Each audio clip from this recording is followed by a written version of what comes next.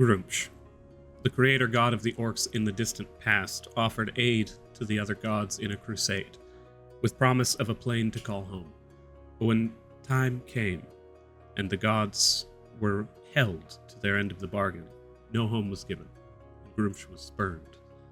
This enraged him, so that he created a race in his own image to rampage across the plains, to destroy that which was not his and take a place among the ashes. Settling on a face of a six-sided realm of Acheron for a time, Grumsh warred, and when the dungeon arrived, he brought his war to the gates of Amaranth. Welcome, travelers, to the Dragonleaf, the Teahouse where tales are told. If you like the content, leave a like in the tip jar and subscribe to our weekly tales. Leave a comment in the suggestion box to tell us how well we did, or how well we did not, or just ask a question. We're always happy to answer any question that anybody has, and let's create like a DM question cavalcade, I think. Today's gag, just another shower thought. Dogs. Thanks for listening. And without further ado, it's time to open up shop. Dogs? Hello, everybody. No. Did orcs live on a D6 in space? Is that what I'm hearing? Briefly. Briefly, yes. Hell I know. Yeah. Look up Acheron. It's very fun. Okay. Um, That's not where the little gizmo guys are, is it? That's Mechanus, but you're close. I have a question. Why would you ask people to think about dogs when we just watched a documentary about cats? I guess you're full up on cats? I know No more everything about cats. cats at this point. No more cats. Only dogs. Full up on cats. Yeah, we watched that documentary and I was just like, cool. I knew all of this, and also the tests they showed in the documentary were just like, I don't know if that's science, guys. You're showing it like it's science, but I don't know. Actual science that they did on thousands of cats. We have a little bit of a two-person session this time, so that's What? going to be quite fun. Don't you look down there. See, stop that. The fourth wall must remain intact. Wait. Oh, wrong way. Fuck. It's true. We all have That's cubicles blend. just on top of each other. Like that show that no one remembers, the Hollywood Squares. Yeah, Tamara was told that there's like this LGBTQ plus event that she was told if she doesn't MC for that it wasn't gonna happen, and she was like, "That's not happening. Gays need me away." I have So been that's why called. Yeah, I will do it for the gays. yeah, and Damon is sick, and I have COVID, so we'll see how this goes. Excellent. I just have a runny nose, so I am. Chronic allergies. I deserve all the attention. Last time, Jojo gained a level in Barbarian and issued a challenge to Ilnival, the Orcish god of strategy. On that D6, baby. Fight me from the wrong side. She and Matilda went to see Jaeger and entered into the Grove for the first time, speaking to him and Tilana about Matilda's tome. Vincent and Harai Zephyr, the actor, put on a performance that struck deeply into those in attendance, offering Vincent an invitation to the home of an Amaranthian nobleman, Estevan Lateri, and offering all others in attendance a looking glass into his grandfather Castiel's hatred for Vincent and his mother, Elora. Moving to the auction, Matilda and Killian and Lucine put forward a subterranean single-seater vehicle that sold for nearly 5,000 gold pieces, and the captain of the Blooming Blades was escorted out for an display of aggressions towards Killian and as the Deviants return to the waiting room. The staff cleans the stage of debris and dirt, preparing for the return of the auction. I distinctly remember him running the shit away. You are all returned, moving through the area, and as you are kind of brought back through this one wooden doorway into an open stage, you can see that this area also probably at one point was not used as an auction house. You can see lots and lots of different pieces of furniture that are covered with drapery and cloth. You can see boxes in the corners and this kind of just very well taken care of area. There's food set out on a small table and a few people just in the back room talking. As you are moved through this area towards a larger central room, where as the doorway opens, you find several couches, tables, and the like. Relatively silent, but in the other rooms you can hear the faint murmuring of other people who had probably also been in attendance in this auction. And moving into the area, you are sat down as the less tired-looking auctioneer who you had previously seen in the in the apple cider talks. Learned to have his name as Lincoln. Kind of just reaches in towards and says, "All right, this will be your waiting room.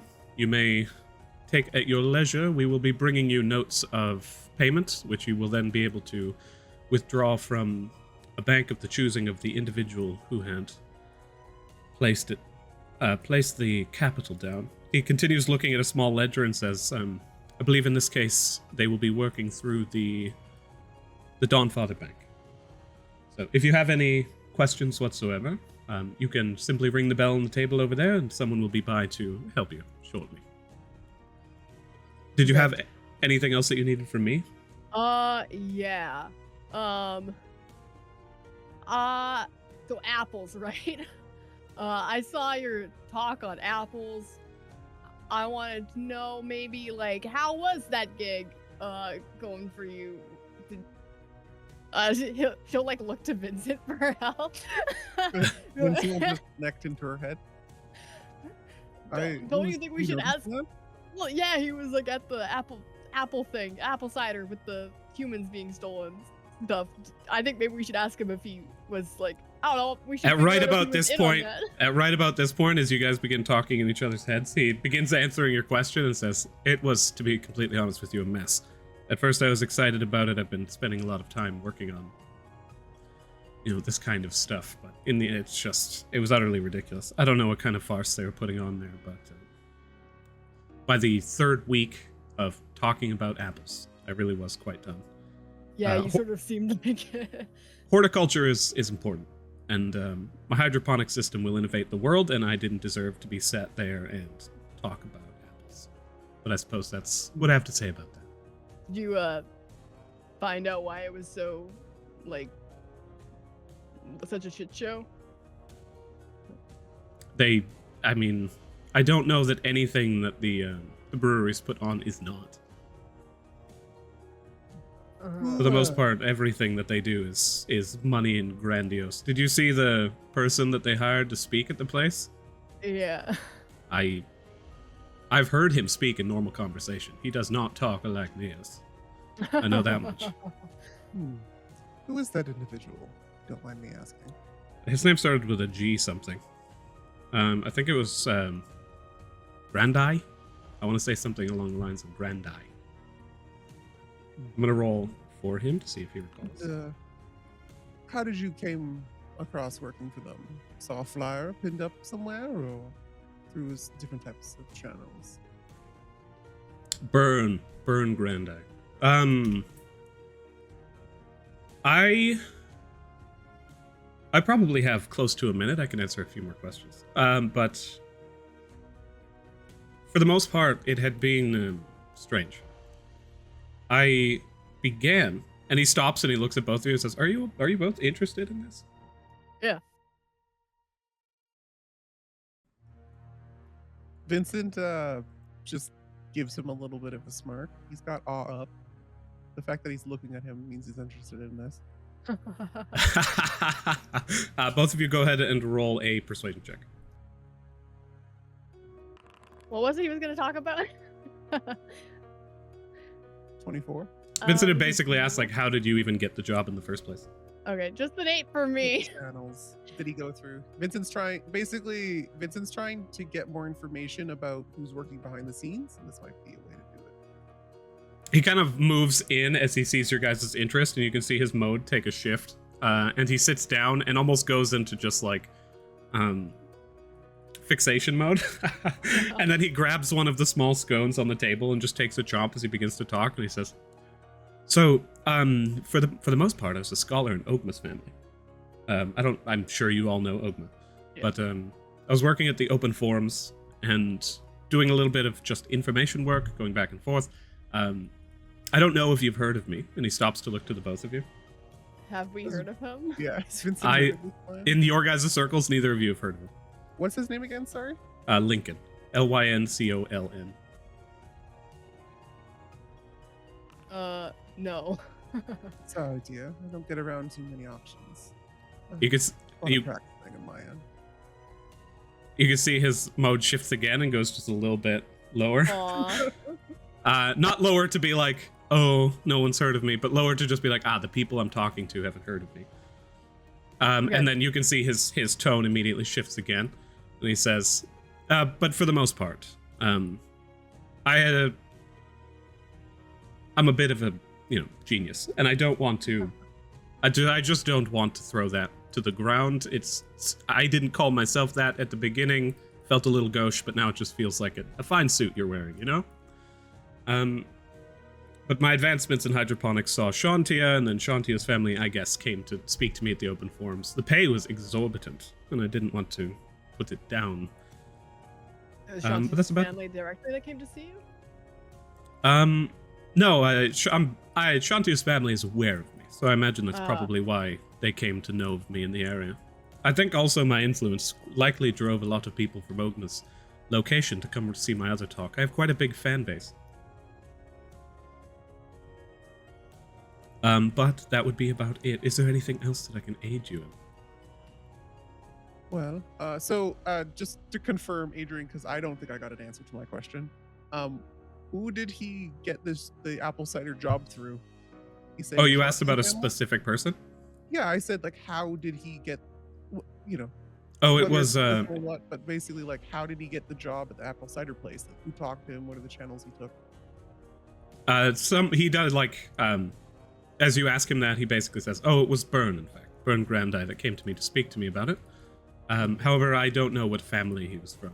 I assumed at that point that he was simply a farmer. He was working for a smaller company on the side that had been putting on the talk, renting out the farm. I think it was called the something estate, the something of Thorns. I don't know. It was beneath me. Anything about this Thorn Estate? Something about Thorns and Estate. You can both roll. We think. I don't think either of you would actually know. Okay.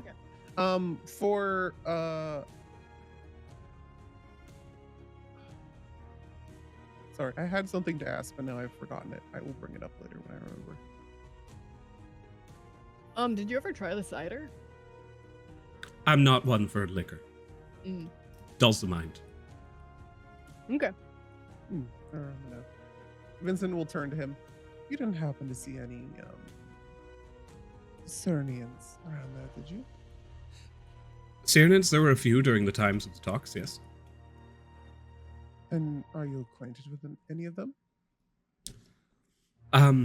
There is a friend of mine who has been... He kind of looks you up and down, and judging by like the auction and the performance and everything that had happened, he basically is like examining your group, but through your repeated successes, like you can literally just see something in his mind unlock and be like, this is probably a good time to ease this connection. He says, I do have a friend, a young woman who, and you know that as far as you can tell, neither of the people who you had previously heard speaking in the other room before seemed like they were feminine figures. Not a woman. They were men. Well, they were masculine figures, as far as you could discern. Okay. But he says her name is Kimber. The family name is Ice Cutter.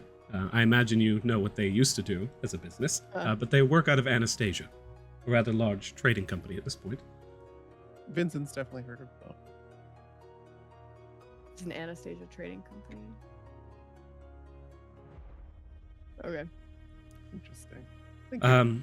Vincent, I now you. know this is Cyrn.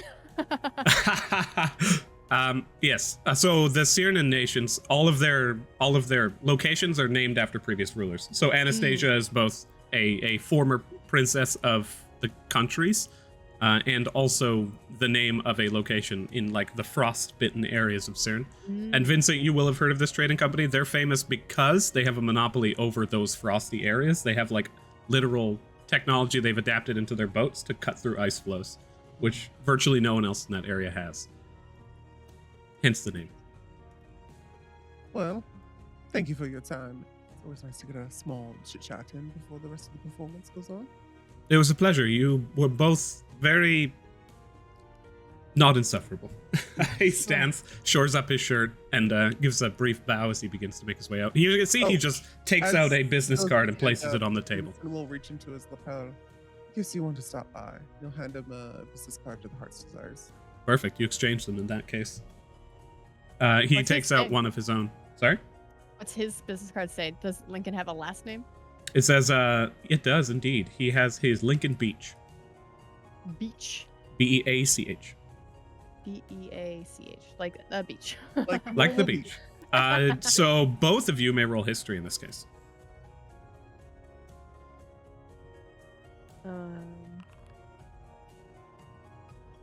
22. Jojo, you're aware that... Sorry, go ahead. Said 9. 9. Jojo, you are aware that the surname Beach implies that this person is likely an orphan of the Southern Isles. Yeah. Oh, okay. Or a bastard or an orphan. People who are basically born outside of any kind of familial ties would be given this title and treated just about the same. Surname of the Southern Isles. Sorry, I'm reading my notes out loud as I read. As I write. Perfect. Oh, I'm sorry. One more thing. Lincoln opens the door once more and says, you two, and points to Vincent and Jojo and says, you may return to your seats if you like. It seems like the stage has been cleaned. However, you two will need to wait for the person who is going to bring you your compensation. Vincent will just turn to Killian and Matilda and kind of give them a little nod. And in their heads, just basically be like, you did a good job. I think Matilda says, I know. And Killian says, probably like, I get the work's only starting from here. And heads off. The two of you return to your seats as you move into the auction's main area, and as the you can see that there's a fewer people here than there were before. As a few minutes pass and you sit and you wait, the perpetual flames begin to dim in lighting. Does Jojo join Vincent with Carmina at their little area now? Yeah. Okay. Jojo's still playing your bodyguard. Or at least letting people think she's your bodyguard. I think Carmina... A very nicely dressed bodyguard. Yeah. As you approach, Carmina looks you up and down and says, who is that? Hi. Hello. I'm Jojo. I know. Who are you? Oh, okay. I like the outfit. Thanks. It's a loner. Do you like the outfit? You know I'm not hating it, surprisingly. I think I can set you up with a tailor or two. A little bit. I don't know if I want this to be an everyday thing. Just a special occasion thing. It's hard to go for a run in those. Yeah. I tell you what. A tailor would not hurt. Even your normal clothes, would you not like them to fit better? And you can see she just kind of begins to move into this almost I can sail. tell that you might care about this more than I do. I think I can make you get to where I am. And the light begins to dim. She looks over towards Vincent and gives a smile, and you can see she's enjoying this. Vincent, you see there's a faint, like, almost luminescence in her eyes. As the lights dim, she kind of looks towards you. You can see it. Like, her eyes do not dim with the lighting, and then as she looks away, they just begin to. That, like, just pink shining through the darkness for a brief moment as she stares forwards towards the stage. Vincent is going to make an interesting face towards her as she's looking at him. Just, he's going to give away the fact that he notices this. Oh, yeah? Mm-hmm. In what, like, what do you... This is interesting. What kind of role would this be? I don't think there is one. She looks towards you. Performance? I don't know. Performance, you're just like, no, she looks towards you, and as you do that, and she finally breaks her eyeline away, it's basically just like, she's smiling, she's laughing, she's like jesting around with Jojo, and then she looks at you, and she's content. She immediately stops, does this brief, like, just 1-2, and then you see her eyes flitter out. And then her face returns from content to just like, this is where I am. Auction time. Okay. The instrumental piano begins again. And as the stage becomes lit, you can see that Lincoln returns and, shoring himself up again, says, "And now we continue our auction. A very interesting and, might I say, entertaining display. A last-minute display by one Killian and Matilda. Let us give a brief round of applause." And you can see there's a little bit of hand clapping in the background, silence. To continue. He brings out a small replica of a sailing vessel. He says, "This galley, known as the Ruby's Maiden. From this point on, everything in the auction had been donated from the DuPont estate. We will begin the purchase cost of the Ruby's Maiden at 16,400 gold pieces. And just wait." So you can see that Adelaide Edelweiss, the princess of the country that you are in, continues once again raising a hand and calling out her bid. You can see other people raising hands in silence as the bid slowly begins to grow. I will just ask for each piece going forward. Do you guys intend to bid on this item? With what gold? Sorry, this is a boat? It is a boat. It is a galley known as the Ruby's Maiden. Could Jojo sort of lean over to, I guess, like lean in towards Vincent and closer to Carmine and be like, why is the DuPont family donating so many things? Does this have to do with something, or? Rumor has Does it. Vincent know who the DuPont family is? He's the guy who died on their mission to Iron Hall. The one who died to the tentacle thing. Yeah. There is also another... Barrister DuPont. Barrister DuPont is another famed kind of... I don't believe he's a diver. Or, I don't know, he is a diver. He's a bard, I believe. Barrister DuPont, he is a 4th rank. He is a veteran diver. And he is somewhat famed within the area. Both of you would be aware of the DuPont family, and you do know that that is at least one of the DuPont sons was the individual who was trapped within Iron Hall in the previous, a member of Mister's family in a previous expedition. Carmina says, "Rumor has it that the youngest of the DuPont family was in some kind of scandal and had previously fled the city. With the strength of their family waning, the other nobles had begun to move in and encroach on their businesses. The family had seemed to have taken quite a hit by this, and now they're liquidating, as it seems. There are rumors they're to leave the city. Although Barrister hasn't been seen in quite some time. He dove into the dungeon as soon as some of the rumblings had started. And at this point you hear, sold 26,400 gold pieces to Adelaide Edelweiss." I do have a quick question, Adrian. Is the person that died in the jellyfish the youngest one? The youngest of the sons? Would we know that or no? He's the youngest of the sons, and there are also 2 daughters. Okay. What does their family do? Like, are they, aside from being nobility? The DuPont family, for the most part, they rose to esteem when Barrister became famous.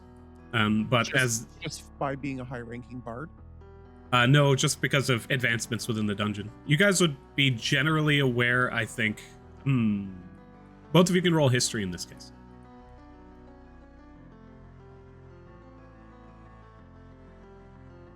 Would my bardic knowledge give me anything for this? Do bards have communion with other bards? I do have Gambit out, so I will take advantage on that. 22. That is totally fine. Jojo, Vincent with 22. Being a bard, I don't think plays... Or, you know what? You do have advantage as well. Oh, you rolled a 20 anyway. I rolled a nat. Just because I think as a bard, these kind of tales and stories would probably pass from mouth to mouth through your circles. Yeah. And Jojo, through your studies, you're generally aware of this, Jojo. Vincent, you had heard the story previously. Barrister had been involved in breaking several, in some way, involved in several breaks through the dungeon's roadblocks, in that there are typically things that keep you from progressing, like, oh, they're missing some item is missing, or some person is not there, or some event had not occurred, and then the people who figure those out gain great fame and quite high wealth. But Barrister had been directly involved in one and indirectly involved in another. Of which ones you are not certain. That is somewhat protected information.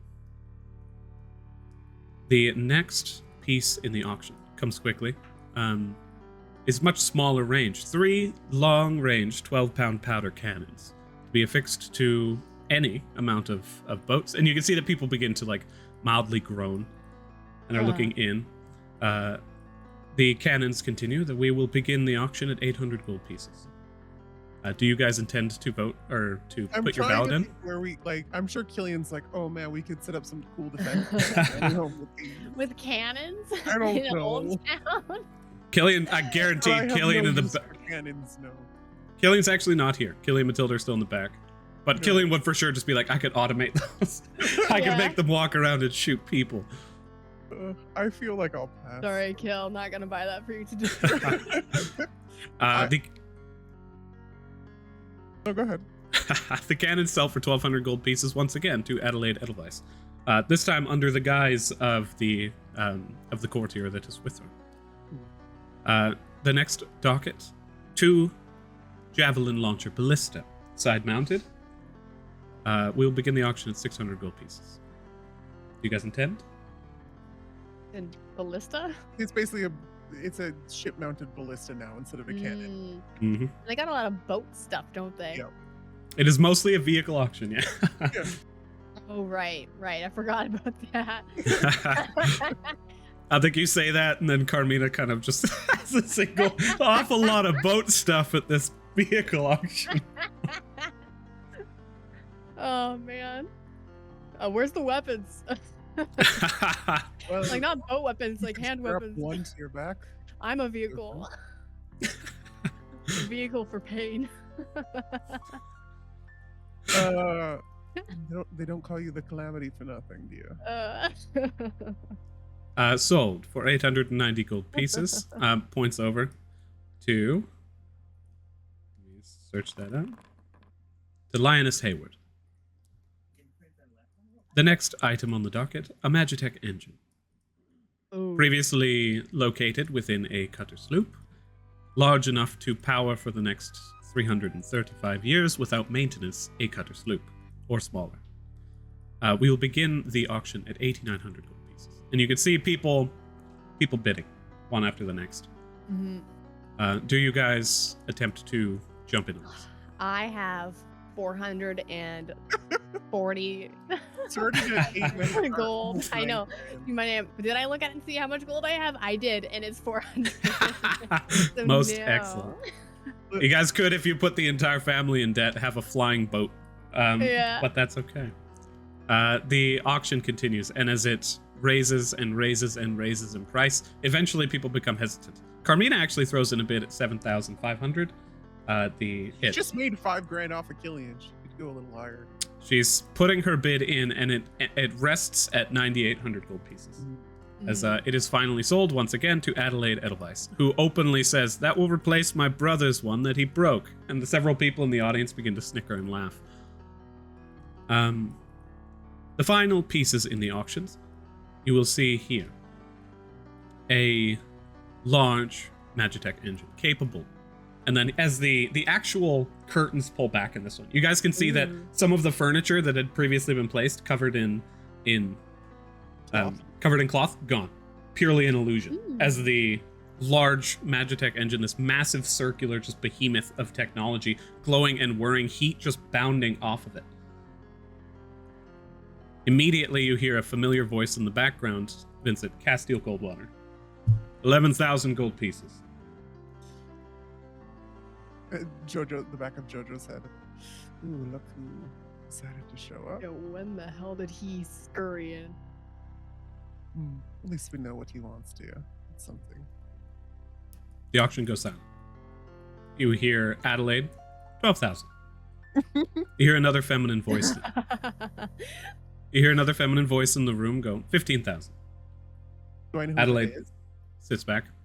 I believe you had... Lion? I think you've heard this person speak. This was... If I scroll down, the previous... What was your name, my friend? She was the Minister of Finance. Yes, she was talking to Castile before. Oh, are they double betting? No, that was someone else.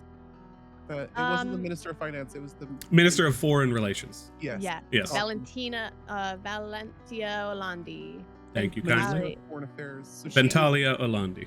Yeah, so there we this go. is a different person then. No, it is her. This is Okay. Ventalia Olandi. Okay. Once again, Castile, 15,800. Take that back. 18,000 gold pieces. Just They're raising actually it. betting each other up. That's You weird. can. You then hear after a few moments, 18,001. Castile smiles, 21,000 gold pieces. And it just kind of goes back and forth for a brief moment as the price continues higher and higher. You can see Lincoln at the front, mediating, but a little bit just like, okay, yes. So Olandi and Goldwater are betting each other up. They seem to be. Does the Interesting. princess seem to be uninterested in betting now? She's at a point where this is no longer just fun, and she can see that other people are taking jabs at each other, so she sits back. Hmm. Do you look back to see whether or not she's enjoying this? I think, is anyone else? Vincent will like look out of his peripheral for. He doesn't want to necessarily offend anyone. Are other people starting to turn around or no? Just listening. I think Just Jojo listening. does. Jojo turns around. Roll perception. Jojo doesn't know not to offend people. Hey man, if you can be his Perception. eyes, it's totally fine. Fuck yeah. Oh, yeah. I think like Jojo looks and then Gambit is just like and moves her head in the right direction.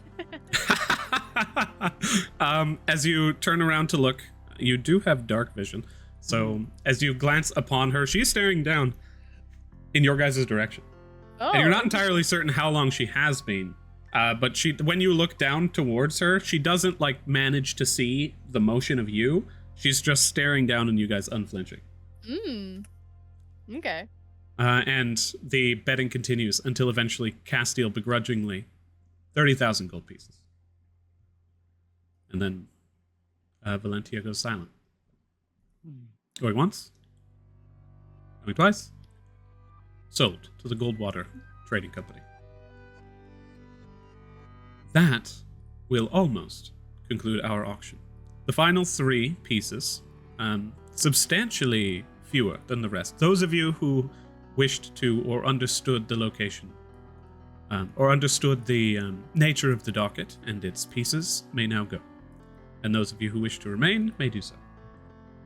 What? You see several people stand and begin to walk away. Vincent will just, in the back of Jojo's head, just stay, hon. Is there? Do you have a paper? Is there a pamphlet? Do you have a I pamphlet? didn't ask you. Play it off like you know what's Do I have a up. pamphlet? I want to investigate the pamphlet. I want. Yeah. Hey, Carmina, do you have a pamphlet?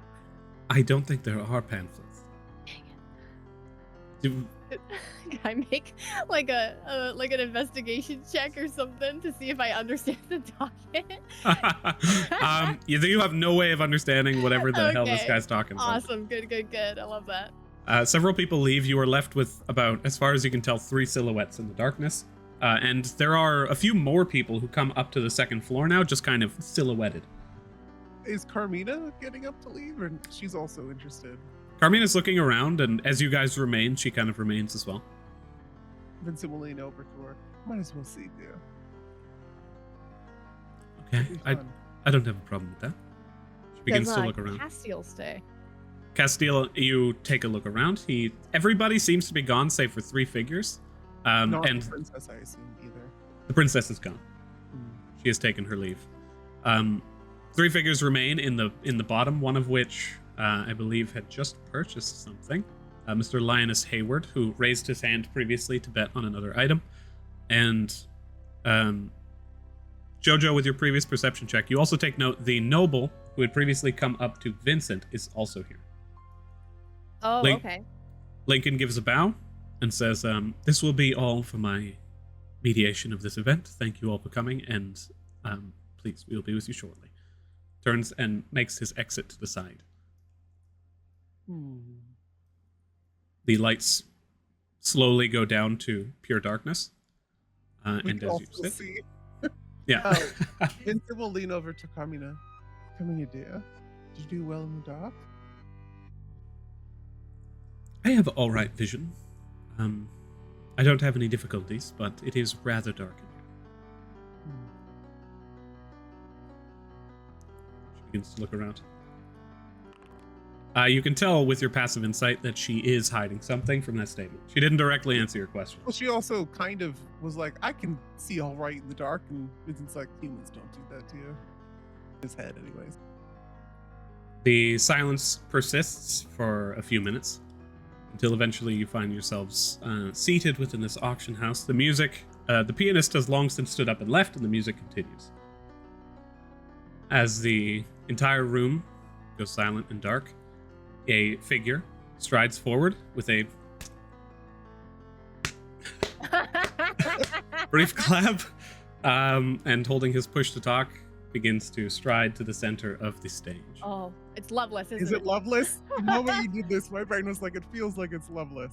The lights come on, and the person that you see before you is... And that's where we'll take our first break. I'm just kidding.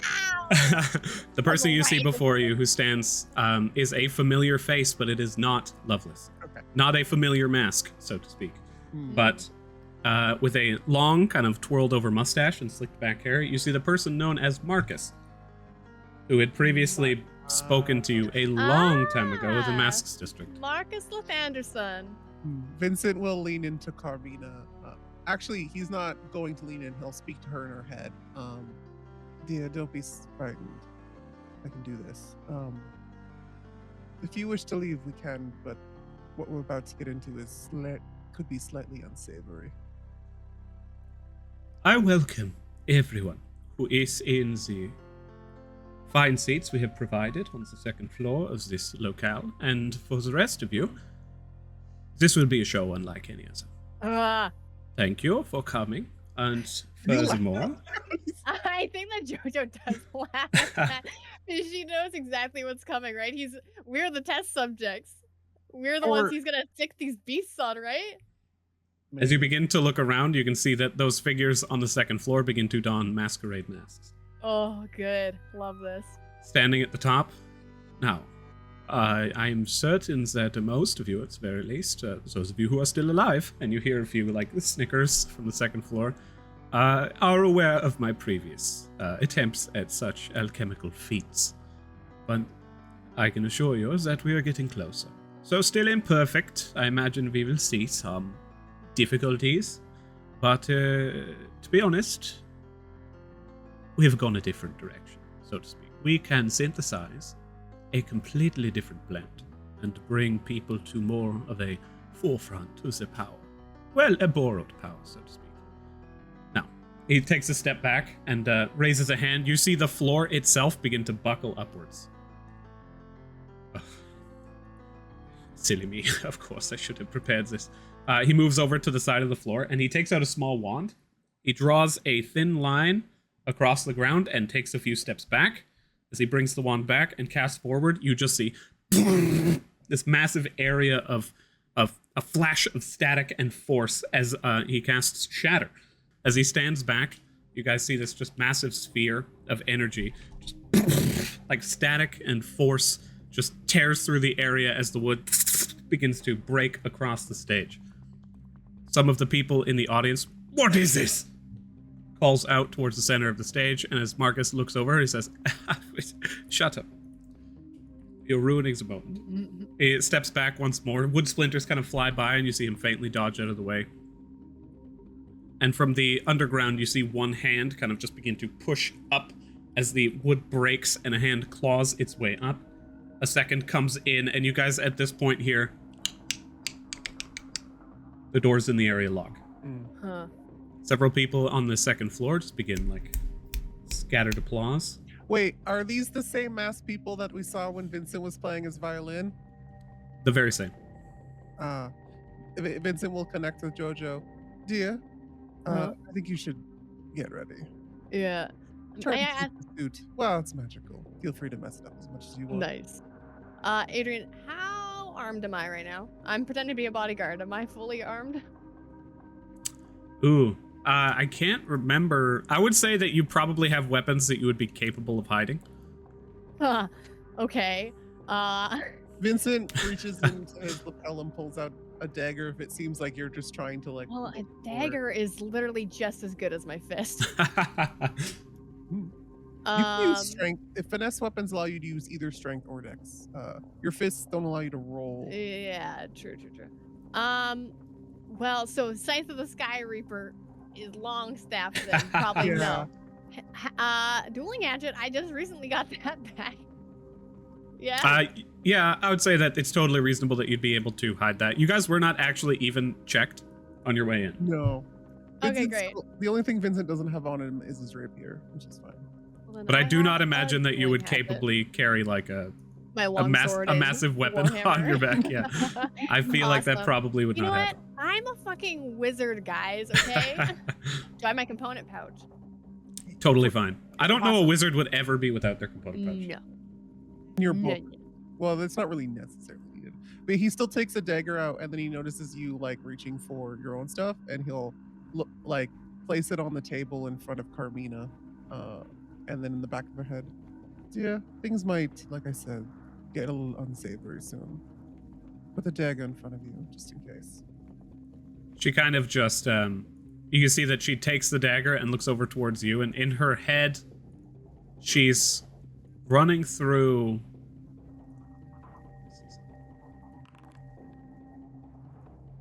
Like you can tell that Carmina's, like, as a businesswoman and as a person who is seen a lot, She's bound.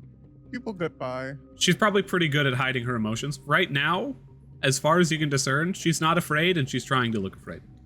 Oh. Interesting. Okay. She's running through her head of just like, what Scared person. what should this be? Do? What should this be right now?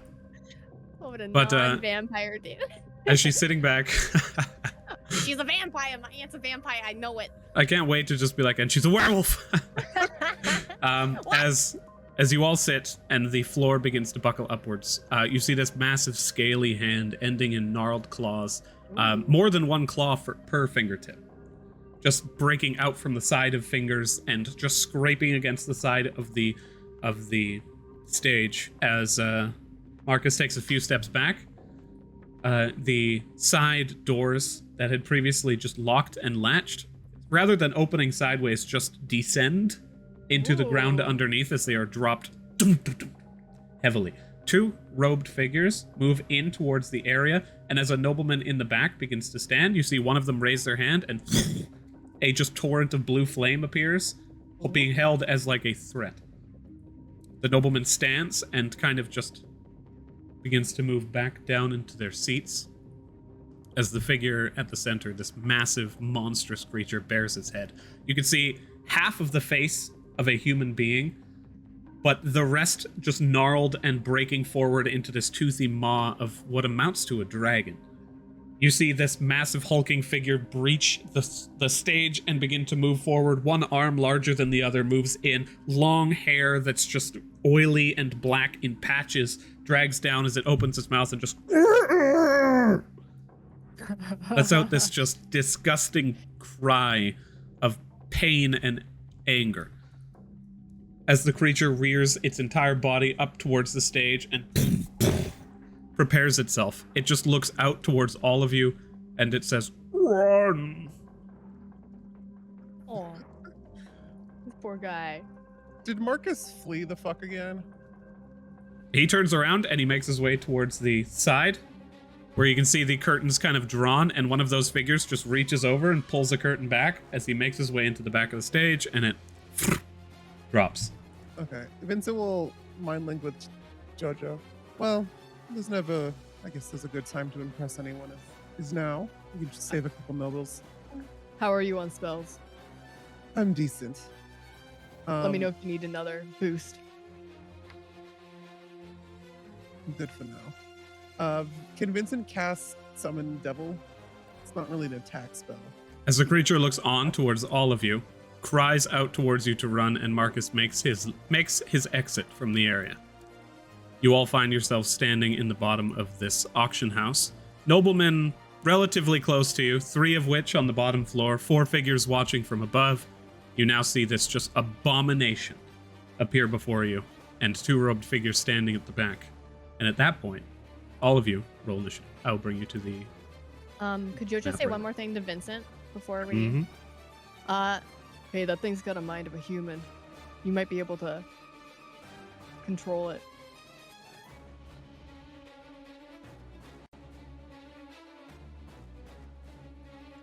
And that is what Jojo says. Where's Carmina? Thank She you. should be on the other side of you, right?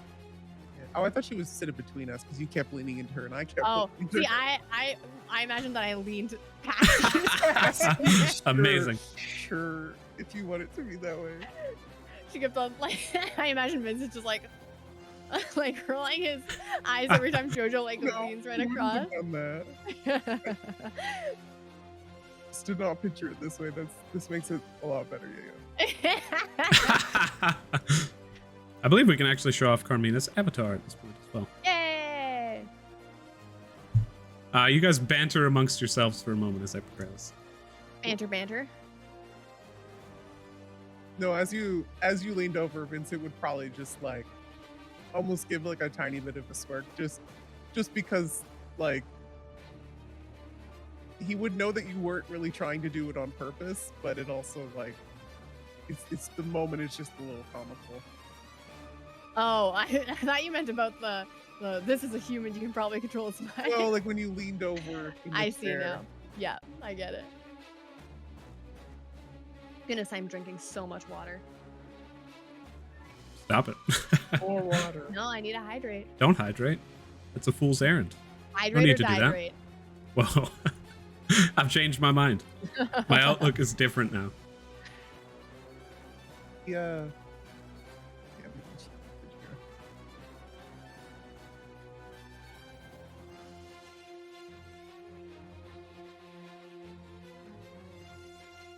I like this human commoner back here just being like, Don't mind me. I see. That looks like it Love could the hut potentially man. kill me. What fascinating claws. As he's getting ripped apart. What a surprise. The combat begins. Welcome back to the shit that's going down. Jojo, you have not rolled initiative yet. Oh, Carmina's I'm not in sorry. initiative yet. I didn't realize there was an initiative thing because I didn't get prompted for it. I swear. Woo! We're at the top, baby. That's the place that you love to be. The I know, combat I'm gonna do begins. this time. As the figures stand in the background, flames ablaze and awaiting anybody to make a move from their current seats. Vincent and Jojo, you stand. The figures on the second floor, yowling out, waiting for blood, and you are up. Like, yeah. What do you do? Yow! Do I get the impression that these nobles would have been assassinated had we left? It seems they do not seem to have much of a handle on this situation. Interesting.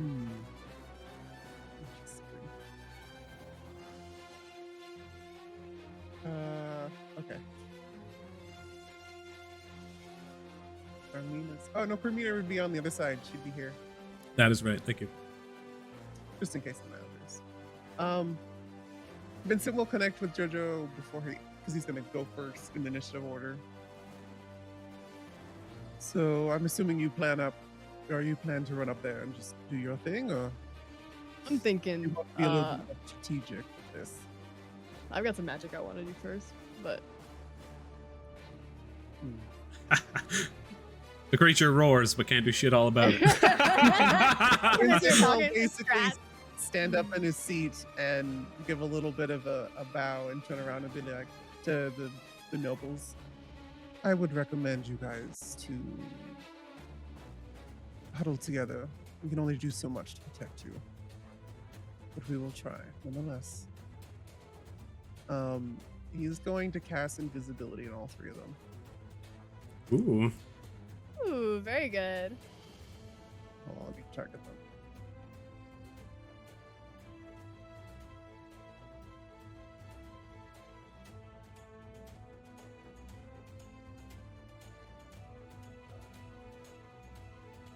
Just curious, were these robed figures holding actions, or were they not able to do a surprise round? Or As soon as hostile intent is offered towards you guys, then at that point, initiative is rolled. So basically, their initiative, it determines whether or not they can do what it is they wanted to do in the first place. Okay, cool. So Yeah.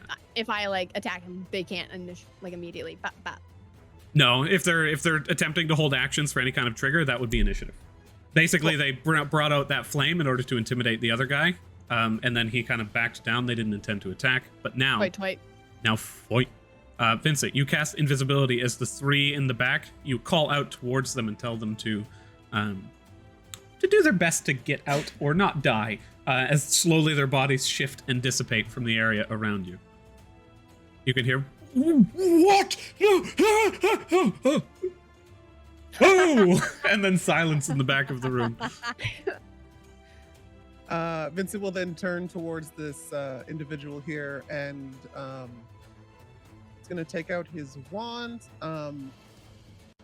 and that weird shard in the other hand, and it's going to glow and sparkle as he's going to cast Glimmer Spark towards the Dragonflesh Abomination. Do you want to give me a little bit of a flavor on how this looks? Basically, the jewel in his hand kind of shimmers almost like a prism out, like through the blue, just a little bit in the dim lighting, and it probably lights up the area a little bit.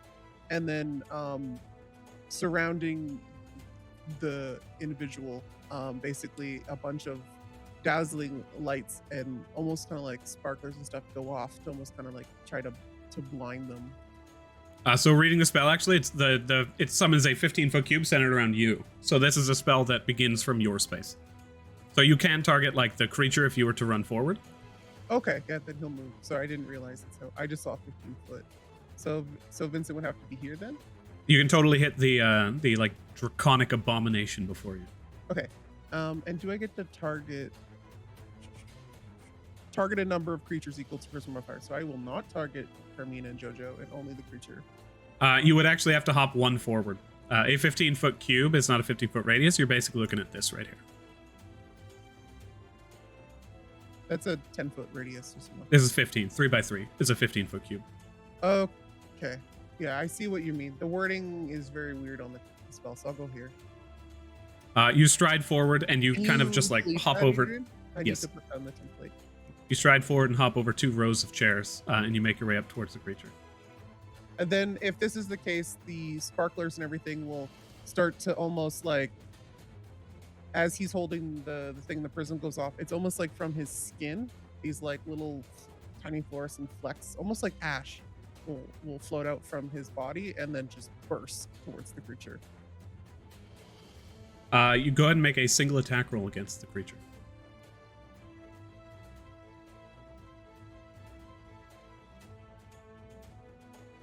Say charisma spell attack. Okay, the spell's not tricky to roll that stuff.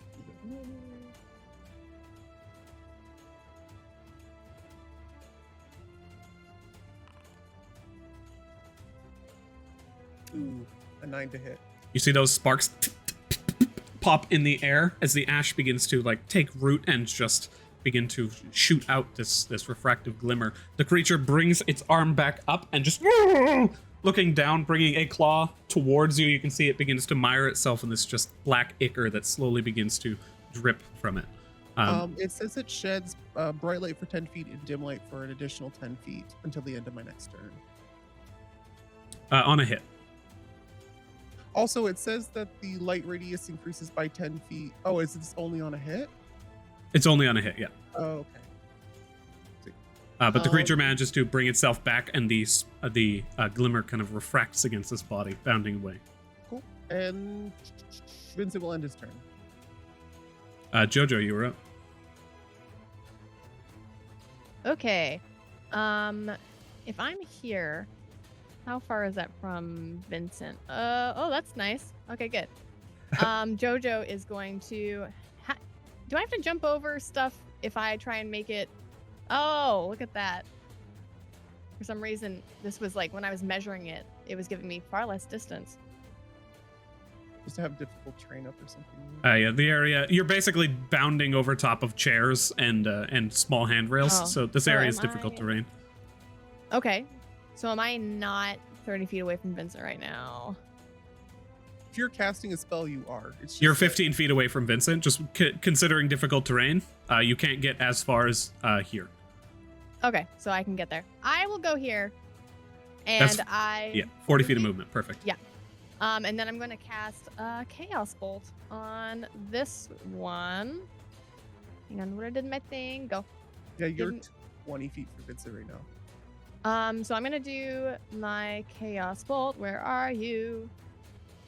Where are you, Chaos Bolt? Is this because it's a feature and not like a Yeah, it might be under use feature. use feature bolstering magic? No, I don't know where's my Chaos Bolt. I can throw one in your Oh, character I found sheet. it. Haha, it's because Aha. it's at will. Hmm. Caste. Atake. Normale.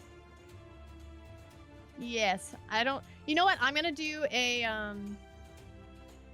If I get a 20, then it jumps to the next one, right?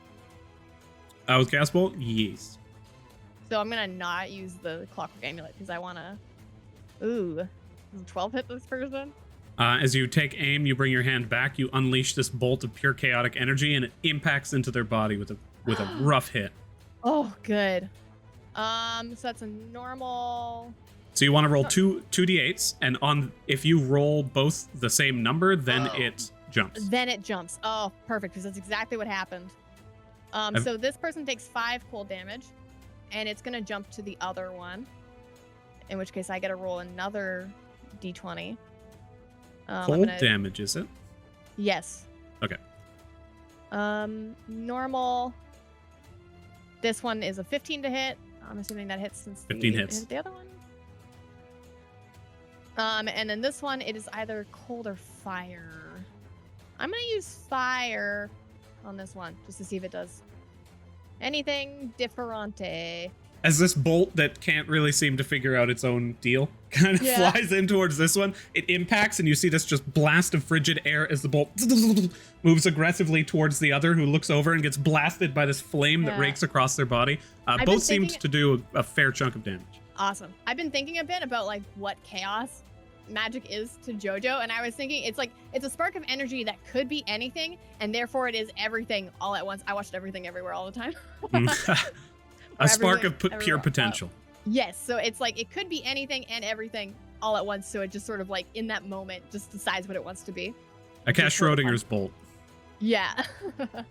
And then as my bonus action, oh wait, I was gonna use the thing that is called Aberrant Ash Bond, and I'm going to roll my hit die, which is a d12. That is a 6, which I believe means I heal, which isn't helpful. Let me double check. I thought it gave you 10 points. Oh, you're right. No, wait, maybe you're wrong. I don't know. Let me check. When you cast you can expend one of your hit dice. If you roll a number, you gain a number of temporary hit points equal to the number rolled. If you roll an even number. So yes, I gain 6 temporary hit points. Nice. Beautiful. And then I get to do a bonus action.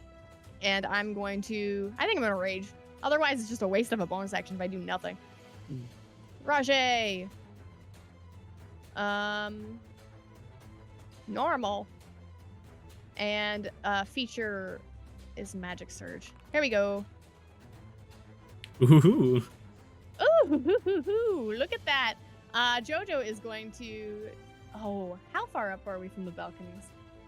The balconies over here, they are an approximate and exact 25 feet high from your current position. They're 25 feet high, and then the certain distance away. And then if you are trying to get just onto the balcony, they are also, let me get rid of that difficult terrain. They're 15 feet away, so that would be 5 feet up, rounded down. So they're 30 feet away if you want to get up to the balcony. You know what? I think I'm going to leave that for another round, and instead I'm going to teleport. That's 60 feet. That's just calculating difficult terrain. You are totally good to get there with 30. Awesome. Bam. Oh. Bam. Slide with a wall. There we go. Woo!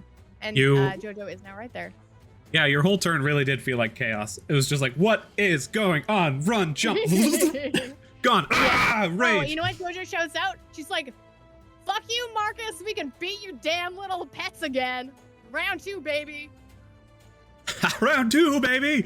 As you appear next to this other guy and scream that out, not even at them, they turn towards you, and then they just look in your eyes, cock their head for a brief moment, and then you can see the neck kind of just like break as the curiosity goes into overdrive, with no care about their own bodily safety. This figure looks towards you. He brings his hands in. You see 2 flames appear, and he boom slams them into his own chest as his body erupts. I need you to make a dexterity saving throw. Dexterity saving throw, advantage. 14. 14. You take 11 points of fire damage and 3 points of cold damage as this blue flame tears across your body, and the creature appears here. Does Gambit need to roll? Gambit does need to roll. Oh wait, this would be with a flumps save. I feel like even the minimum damage would kill it, huh? No need to roll. If they failed, indefinitely. Well, they take, yes, absolutely. Okay, so Gambit is poof. Gambit explodes harmlessly on Jojo's shoulder. I imagine he does the same thing that the others do, where they go. This time it explodes into confetti, which slowly falls to the ground, and when it hits the ground, goes. Argh! Each individual piece begins to moan. The second one brings a hand back, and you see the fingertip alight in blue flame. All 5 fingers come together, and as they impact, poof, a bolt flies forward towards your body, slamming into you with an 18 to hit, and you take 9 points of fire damage and 2 points of cold damage. Fire, 2 points of cold. Got it. This figure then also moves over here, jumps off the stage, and goes prone to hide themselves outside of your line of sight. They are now hiding. At the end of their turns, Carmina looks towards you, Vincent, and says, "What's expected of me? I'm holding a dagger." In the back of her mind, she'll basically just hear, "Dear, just take cover. We can handle this. I wouldn't want you to get injured." Right. That sounds good. She moves over. You see her dive back behind a chair. Unless, of course, you want to show me what you're capable of.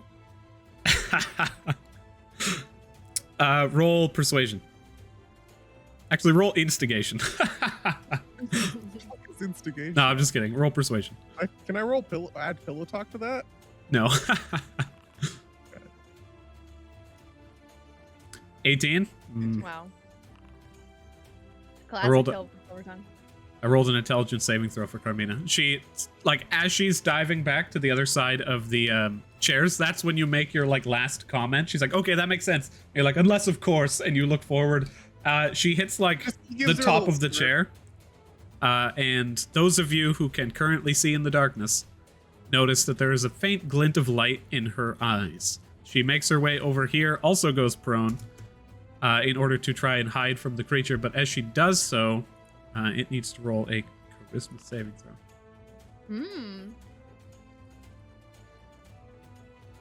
I got a dragon fruit delivered to me, and it's awesome. Is it a dragon fruit abomination? Yes.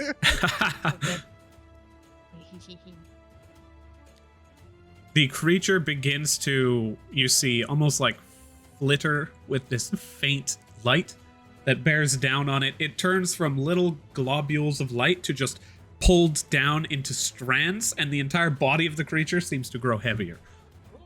I'm just going to go ahead and put this down. And as her turn comes to an end, the commoners begin theirs. Attempting to move stealthily. I'm actually going to go ahead and do this for these guys. But oop, they are gone now.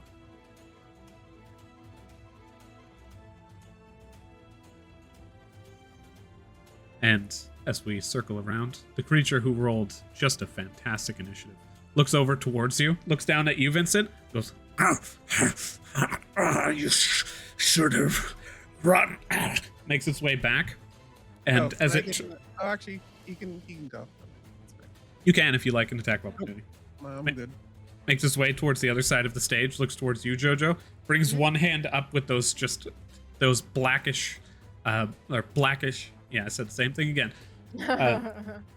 Sharp, gnarled claws, and just brings a raking attack down towards you, and then turns its attention over to Vincent. little bit of like liquid pours onto the ground, and then just a spout of acid flies forward as it brings its head up and splatters the entire area around you with acid. Jojo, I need this is actually an attack roll against you. Vincent, dexterity save. Carmina, dexterity save. I'm guessing I'm not wearing armor, so that would. Oh, I have unarmored defense. What am I talking about? I'm a barbarian. Vincent is wearing armor. He has his secret under armor. Never goes without it. Not sponsored. That's fair. Under space armor, Under armor. a very clear space under between those armor. two locations. Oh, sorry, I did that twice. I only need one of those reactions, Jojo. Oh, well, I'm not going to use Featherfall for either. Excellent. As you are struck by the first one, not the second one, you take 15 points of damage. 7 of that is slashing. So have that to 3? I'm sorry, 1d8 plus 4, so that's 7, 8, 9. That's 11 of that is slashing. Halved And- to 5. 5. And 4 of that is poison. Poison. The second just stream comes in towards you, Vincent. Both you and Carmina manage to get out of the way of the brunt of it and are just splashed by a bit of after spray. Both of you take 6 points of poison damage. That's already halved.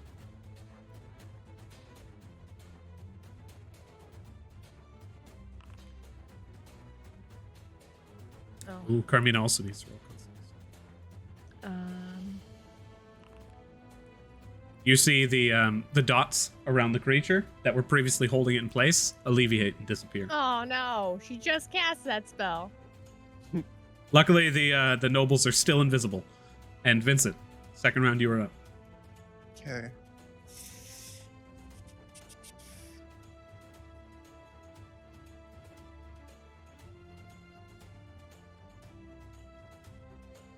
He'll like look up a little bit, almost snarkily at the audience, basically, and then he'll look back towards this abomination. Do they seem like they're just sitting there enjoying the show, basically like a Colosseum style?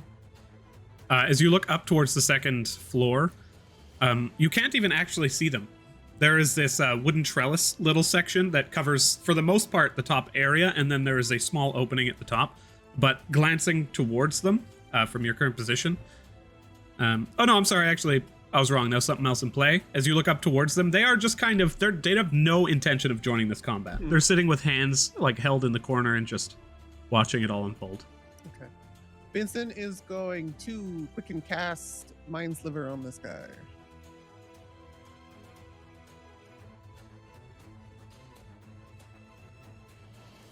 Far left.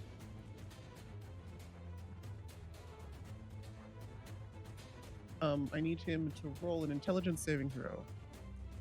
That is... Assuming he failed, since the debuff went on him. Indeed. Nice. So, he takes 9 psychic damage.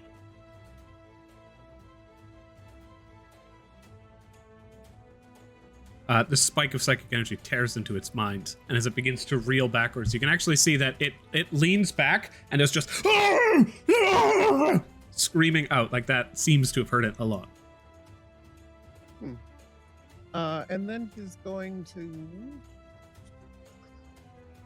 I'm just trying to find it. There it is. He'll raise his hands in the air, and the keys will flutter across the keyboard as a nice tune rings out across the room. And I need this individual to roll a Constitution saving throw with a -4 to it. What is the DC? 15 minus 4. Ooh, with the -4, it my just God. fails.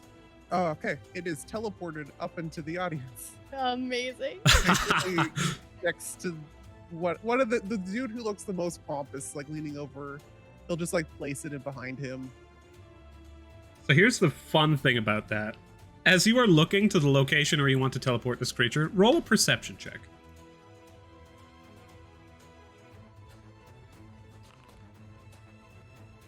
12.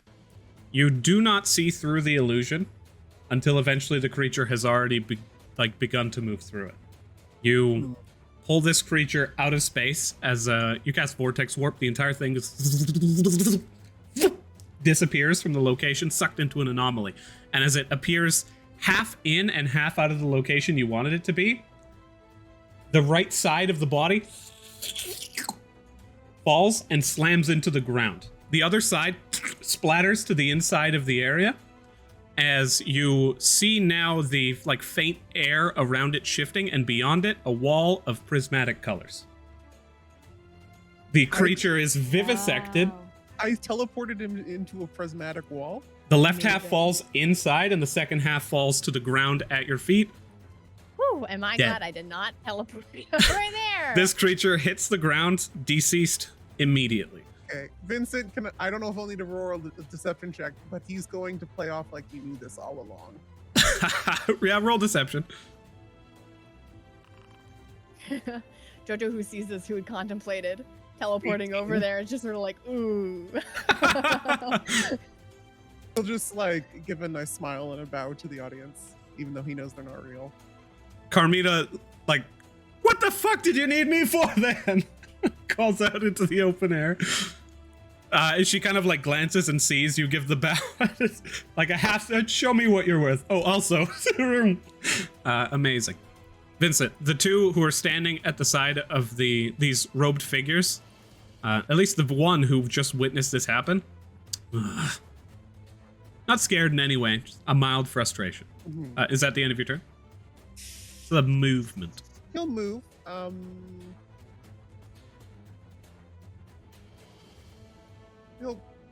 I says there's a wall there. He'll go back and stand next to Carmina, and he'll turn around towards the nobles. Considering he saw a barrier up that just like vivisected these guys, he's assuming that if the nobles try to leave, they will also be fried. Correct? That you're not certain of. He'll basically shout out towards the direction of where the nobles were. He doesn't know where they are now. It's probably best that you guys hide somewhere in here. If you try to leave, you could wind up like, back in. He'll point towards the dragon thingy, and he'll end his turn. Oh, Beautiful. That's a good suggestion for the nobles, but also a good threat to our enemies. So. Most excellent. As you call this out, you're not entirely certain where they are, and they're actually moving quite stealthily right now, so you're not sure where they are, but you're sure they heard that. You didn't notice any doors opening. Jojo, you were up. The two cultists still remain within your line of sight, and as the just remains of this abomination lay in two locations, splattered and staining the entire area, you do hear, "This was my finest attire," from the top left location. Ooh. I Seems guess like I got some spray on him. You said that this person went prone, right? They are outside of your line of sight right now. They are on the other side of the stage. They yes. ducked down underneath it. I think Jojo is going to, you know what? I don't need to teleport, really. She's gonna walk over here and do 2 reckless attacks with her dueling hatchet. Advantage. That's a 20 to hit. That hits. Normal. That's 9. Am I adding? 9 damage. Is this adding rage? Oh, it's not adding rage. Oh, you are not currently enraged, I think. I don't know why it doesn't. I hit the attack thing. I did the roll. There's 2 buttons, but I can apply rage too. Oh, right. Sorry, I forgot about the one in the.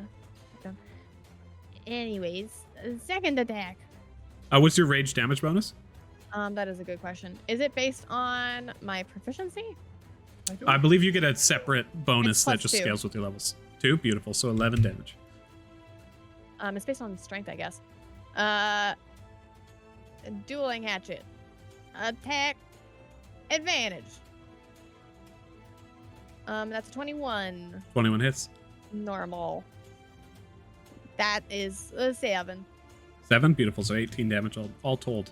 You bring the hatchet in, and with 2 decisive blows, the creature is bloodied. Nice. I have a bonus action. I could teleport. May as well. Is this 30? 5, 10. Yep, it's 30. 30 feet. Boom. Yeah, Jojo, you see like the the space and time warp and fold, and JoJo's just like, and you see her like stretch out and then snap back to where you are, Vincent. I hate and love that at the same time. I love how dumb my descriptions are. No, that's fucking awesome. I'm trying to think of an equivalent thing. I mean, the VHS just really messed up right there. And all the frames blended together. It's really like a rubber banding in video games is what JoJo's like teleportation ability is. Like 1970s era CG teleports. I love it. Yeah. Light speed. JoJo, you run up. This creature is bloodied. As you just hack across the body, you can see, you see their blood runs gold. Huh. Like, it's not even blood, it's this thick golden ichor as you slash across the chest, and then they disappear, appearing, you disappear, appearing over near Carmina and Vincent. As JoJo like looks at her hatchet and shows Vincent, is like, that's weird. Carmina's like, can I have that? And you can have this, and it shows the dagger. No. All right. At the end of your turn, just JoJo. got this hatchet back. It's a nice hatchet. That's why I asked. This figure moves their way up and over onto the stage. You can get 5 more feet. And then the other figure also just moves to the side as the two of them bring hands together, about at the same time. Unleash this just cone of flame. I need all 3 of you to roll 2 dexterity saving throws. Okie dokie. Double check this. Yeah, oh, you're well within it. 20. 18 and a 26. Beautiful. Let me go ahead and roll for Carmina. Got a 20 and an 8. All 3 of you succeed. As the flames spread throughout the area. Oh, JoJo, you rolled an 8? On my second one, I got an 8. Gotcha. So you rolled a 20 on the first, 26. And then, Vincent. Carmina does need to roll 2. JoJo, you failed the second one. Carmina also fails the second one. Get rid of that. Get rid of this. As the flame flies forward, I'm going to go ahead and roll this. Ooh. Holy moly, I can feel the heat. The fever. Oh. That's why I themed this whole thing against fire. Thank you. Thank You're you for welcome. doing that. I'm really feeling like immersed right now. I didn't know if that was nice or just a total douche I move, appreciate but- it. I appreciate it. Excellent, excellent. So, Vincent, you succeeded both, so you take a total of 30 points of fire damage. Okay. Half the 15. Indeed. You also take 11 points of cold damage. Oh, Okay. I don't have my scythe. The only good thing it's good for. So I took. Is it 30 total after having from succeeding? No, 30 and 11 are both the Okay, so yes, no, those are the halves. So I'll give them to you. I'll give them to you full then. That's 60 points of damage you can have yourself. Okay. I already then what I did was good. So Vincent's Excellent. not looking the best, but he's fine. How many Constitution saving throws do I need to do? It'll just be 2. Okay, so his first one fails, and then his armor kind of like shimmers, and you see a little bit of like lightning like go up through it, and he'll succeed using his mind sharpener ability, and then he'll roll another one.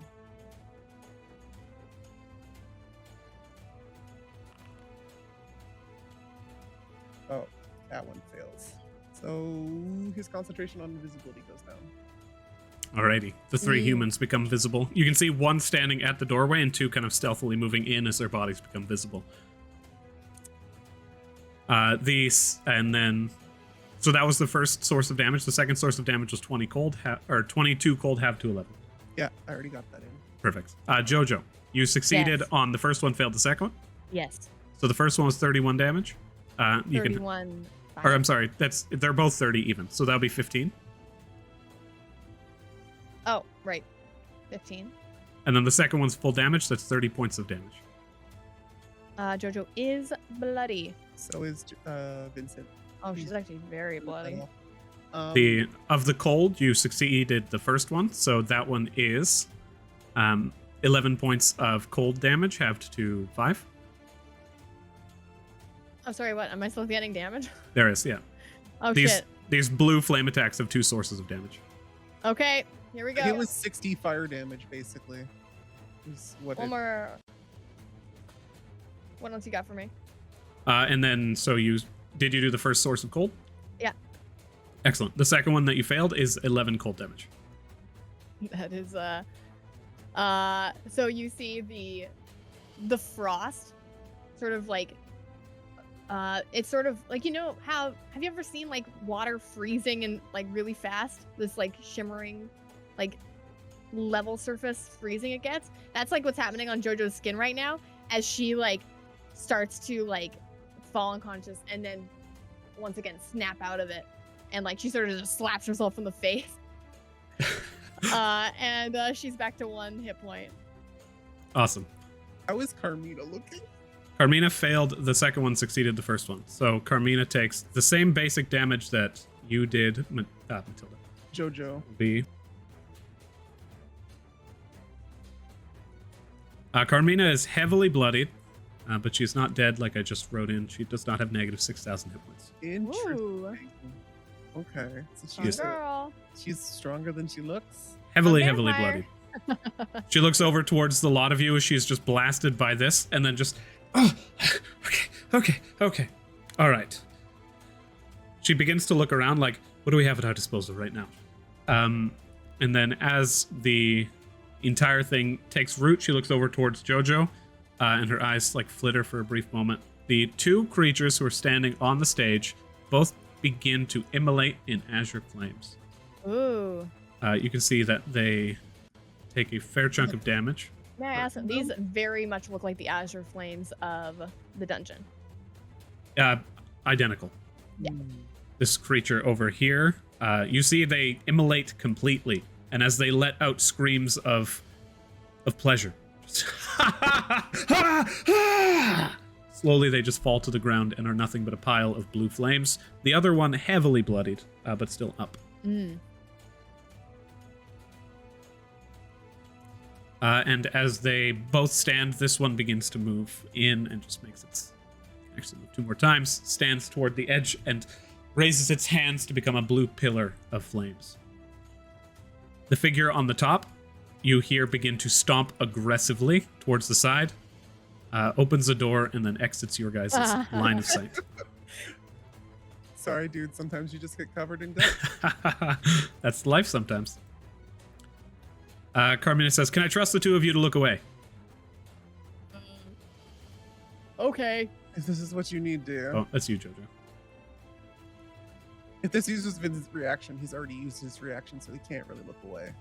That's fine. As long as you guys say you avert your eyes from the north side. Yeah, JoJo will do it.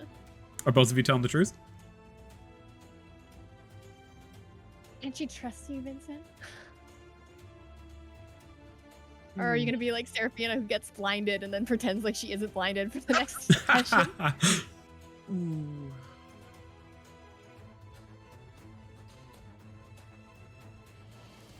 He'll do it. It's fine. Okay. You both look to the other side as the noblemen still begin to freak out, having realized that they're seen.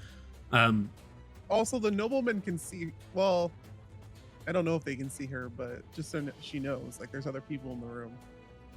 You hear the brief cackling of the cultist on the other side. Go ahead and roll some dice here. Okay. I think what you hear is just, yes, come to the...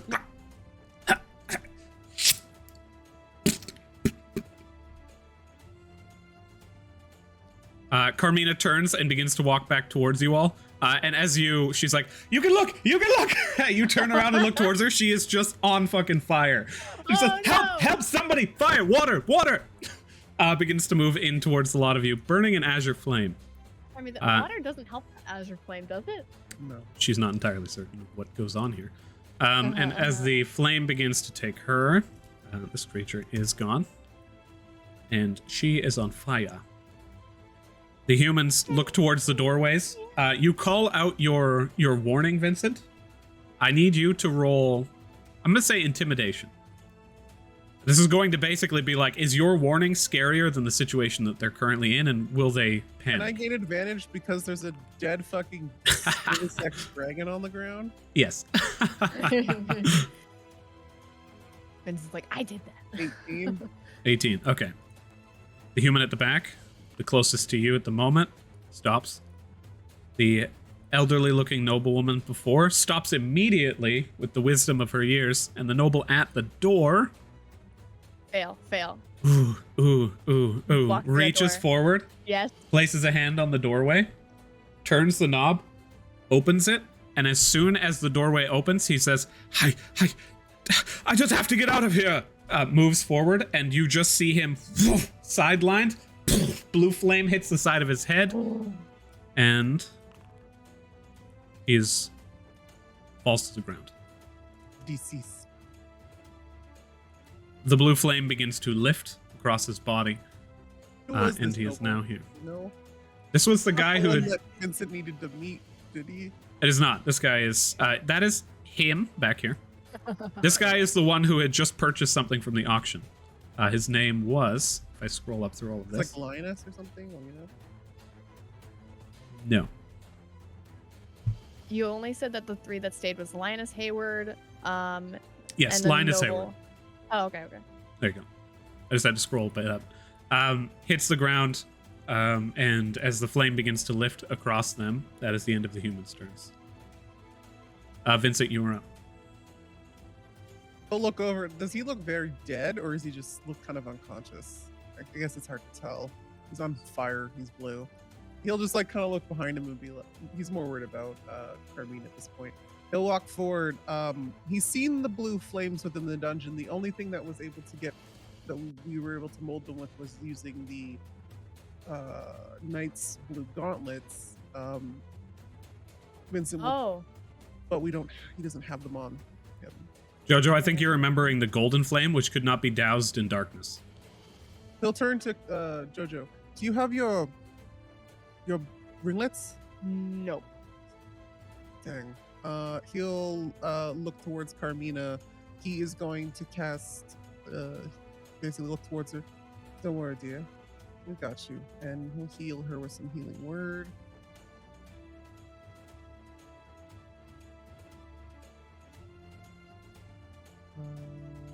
Where is the spell? Oh, it's a bonus. I always forget. Do you think JoJo's been lit on fire by the Ozzer flame before, actually? It's definitely possible, yeah. She gains 10 healings. 10 healings, perfect. And then as an action, can he attempt to cast Gust on her? But like Um, not sure, but like to blow the flames, just try to suppress them. I'm gonna say this: you can try. I will need an Arcana check to exert that amount of control over the spell. Arcana or Charisma, like my actual magic casting check? Because Arcana uses int. I can give you a charisma-based Arcana check, but basically it'll be if you're proficient in Arcana. I am not, so it's just a Charisma check then. Perfect. 21. 21, beautiful. You bring the gust in and around, and it's not like you're molding it around her, but you're just like struggling to maintain. I don't think you've ever tried to restrict a spell before, but you can actually feel that it is incredibly tiring to exert that amount of control at time of casting. You let the words ring out, and as the wind pours across Carmina, strength saving He'll throw. pump a first level spell slot into it if he thinks it'll help. It might, if you want to burn a first level spell slot. He'll do so. You allow yourself to tap into that power of magic that slight bit more. You see Carmina begin to lift herself off her feet, but she grounds one foot, and as you allow this power to exert through you, the wind pours across her, and the flame. Let me actually check something.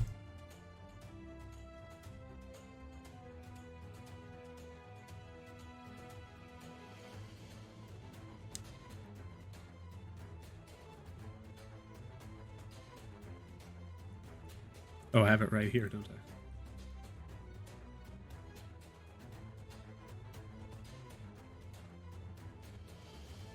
The flame goes out.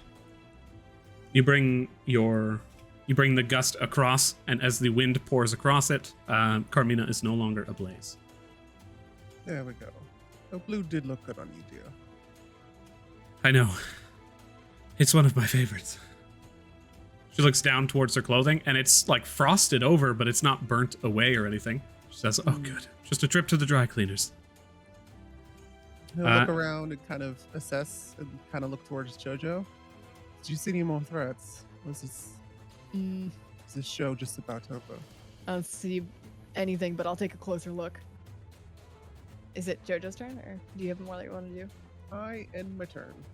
Jojo, you were up. Jojo's gonna snap her fingers by her eyes, and this like spark of chaotic energy goes across her eyes, and her eyes look like the void as she takes a look around for 60 feet. She casts magic awareness. Not cast, it's a feature.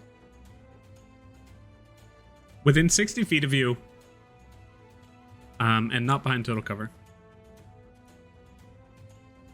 do you see the figures?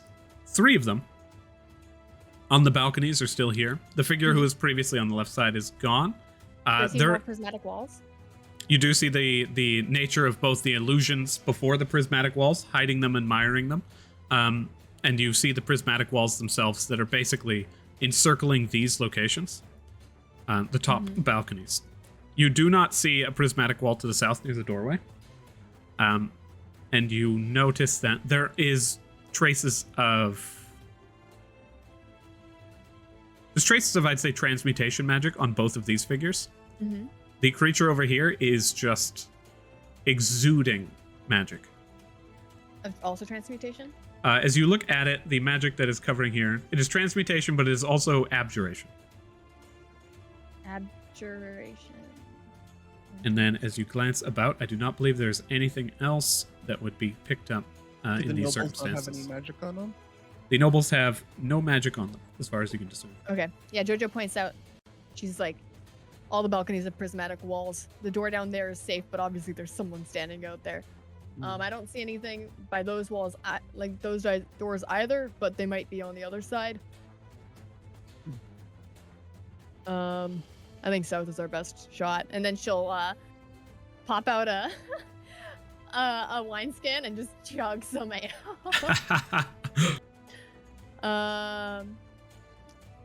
Yeah.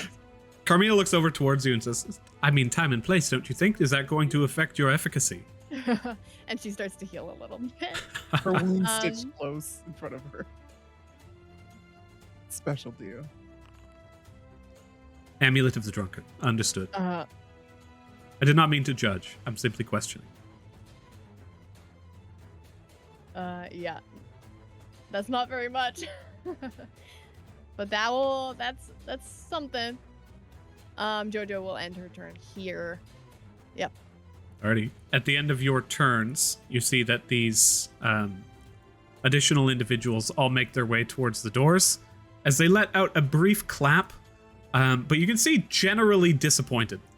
One of them does not clap, just stands and begins to move away, and as the 3 doors in unison open and the figures leave your guys' line of sight... They didn't enjoy it as much as they did last time, I guess. They did not put on a very good show. The creature died almost immediately. Yeah. They turn, they close the doors behind them. And then you see this top door close autonomously. Carmina's turn. Beautiful. Carmina looks around. At this point, as you guys find yourselves abandoned, the entire area goes silent, and quiet begins to permeate in a profound measure. You all now find yourselves in the auction house once again, silent. You look over and you can see the still ignited blue body of the noble previously on the other side of the doorway. As their turn came across, I'm going to go ahead and roll. Oh, the tracker. The person who was down on the other side of the room, still there. Let me actually go ahead and put some blue here. But both people, both nobles or goers of the auction on this side over here are just freaking the fuck out. What is happening? Okay, we're alive. We're okay. And then the older woman looks over towards them and is just like, hey, you don't need to worry too much. I've seen some things in my day. It's just war, kiddo. Don't worry about it. I just placed a hand on his shoulder. He's like, I don't think that's true, though, is it? He looks over. The two immediately, he begins to scramble over towards the group, and then she begins to move over here. Are you two okay? I'm more wondering about this fella. Are you okay? And she calls over towards just the blue flame. Not likely. Down, hold on, I'll have to do the same thing I did to you, Carmina, just in case. And he'll turn around and start walking over here. Can he try and cast Healing Word from afar on this guy as he starts to walk up? As you begin to stride forward, I'm going to roll this individual second. Yes, sir. You cast Healing Word. A echoing word reverberates out through the open air and begins to cover his body. You can hear as the eyes open, just as he attempts to, he just brings his hands in and begins to try and pat the flame down. Could Jojo cast Control Flame and try and snuff out that fire? With Control Flame, it's no bigger than a campfire, yes? Yeah. With Control Flame, you bring your hand in, you cast a spell, and you exert your dominance over it. You dissipate it. As he stands, he does, puts his hand on the side of the wood and begins to bring himself up, and he's like, sweetie, I will pay my fortune for a blanket. Begins to stride back into the room and then stops and then begins to go towards the doorway and just kind of leans against the side, not knowing what to do. I think, yeah, just have a seat. Jojo, do you want to stay with them? Carmina, dear, come with me. I'll have a look ahead. Carmina strides forward. Fine. This guy walks up to you, Jojo, who's like, my name is Esteban Later. It's nice to meet you. I will not forget what you have done here for us today. Okay, Esteban. The older woman looks towards you all and is like, oh, what did they do? Anything special? Oh, nice young lad. She reaches over and tries to put her hand on your cheek. Vincent. And such a striking wife you have there. Points over towards Carmina. And she's like, you're cute. Sit down. She brings her around the side. Place that. Just rest. Do you know where you are? And she's like, you don't need to patronize me, you piece of crap. Excuse me. Oh, don't worry, dear. She's like, what's your Vincent, name? let's go. Me? You can call me Emmy, honey. Emmy, okay. I'm Jojo. Yeah, it's nice to meet you. Vincent will take a step forward, and he's going to look back towards Carmina and the group. Yeah, I'll send a scout ahead. And he is going to... One second. The cat was trying to grab something on the side. He'll raise his hand in the air, and or he'll reach in and grab the demonic pendant charm thing, and I'll prick his finger and raise his hand into the air as some smoke drifts out from him, and he says some incantations and basically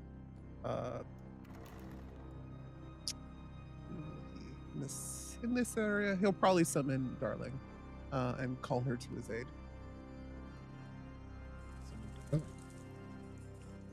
As the smoke-laden figure begins to appear before you, you see she appears.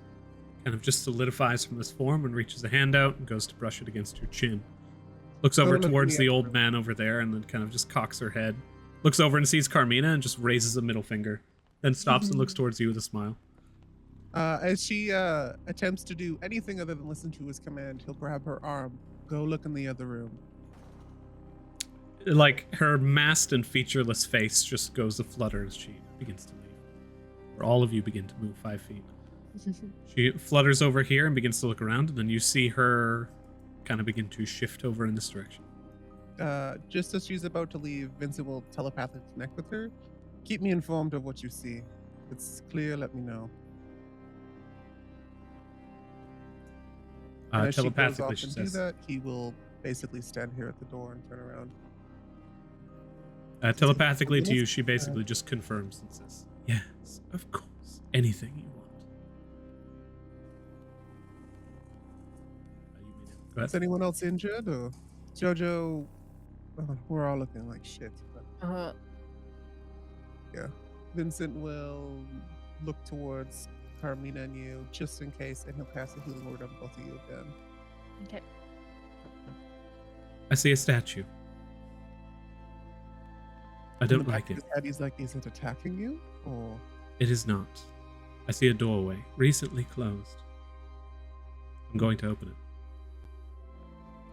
I see you down there. Do you see me? You seem so far away. She moves to the other side close.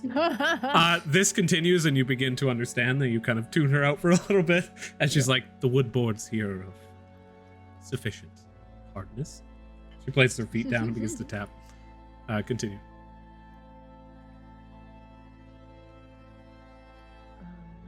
That one to JoJo? yeah, so you gain 6, and Carmina gains another 8 health.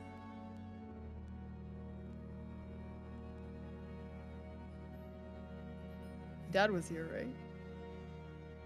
Where do you think he went? What did you say, Dad? Yeah. Lavos was here previously. I guess he left with the rest of the group. Probably got things to do, dear. Oh shit, should we check on killing Matilda? Wait, I've got a sending stone. I gave the other one to Matilda, I think. Jojo will speak into it. Hey, are you guys okay? We ran into Marcus Lathanderson again. I think they respond being like, what? We're still in the waiting room. Where are you? What's happening? It hasn't even been a minute. No, but we thought it was awesome. Could use some healing though. We'll come see you guys in a bit. I think at this point you hear shuffling across the sending stone, and you receive a message in yours that just states, "Oi, what? Where are you? What's going on? I heard something about crazy shit going down." I have one more, right? You can respond to this one for free. Oh, okay. Oh, it was the other sending stone that was in Lavos's possession? Yes. No, this one basically, like, he took that one. Oh, okay. So both of these have used up one charge. We're still in the auction room. Over and out. I think you hear just like a brief moment of footsteps. Darling responds to you, Vincent, before the rest of the group arrives. It says, there is a locked door. There are 2 locked doors. Okay, come back. And he'll turn to the rest of the group. It seems the coast is clear. At least for now. We should have some backup incoming soon, and we can all get out of here. See what is going on. As Darling starts to enter in the room, he kind of like looks at her and then gives her a sort of like head tilt, and in the back of her mind, we'll talk later. And she'll flitter away as he stops concentrating on it, or on her. The rear door opens and you see Matilda and Killian enter in. In the background, you also see what amounts to the best Lavos that Lavos was able to produce in this instance. You see, it's basically like, it looks like, 3 kobolds in a trench coat. You see a trench coat with a top hat moving in awkward kind of jarring movements, and just steps that are like moving in towards you with Lavos's voice bellowing out from it, just a darkened face. Is it crows in a trench coat? Oh, are you all right? What's going on here? Oh my god. Is something strange? Anything happening? He looks around and sees the vivisected dragon, and is just like, "Oh, that's good work, right? I don't know what the fuck that's supposed to be, but I mean, there's only half of it, so I imagine this was your doing." Yeah. I don't know if we want to go after them or just call this a win. Get out of here. Get the others looked at. He'll gesture towards the shivering nobles. Matilda, do you want to go take some samples from the corpse? Ooh. Yes, I do. Matilda turns and just begins to move. Those two have transmutation magic, and the dragon thing has abjuration and transmutation. She moves over, and I'm going to go ahead and roll medicine.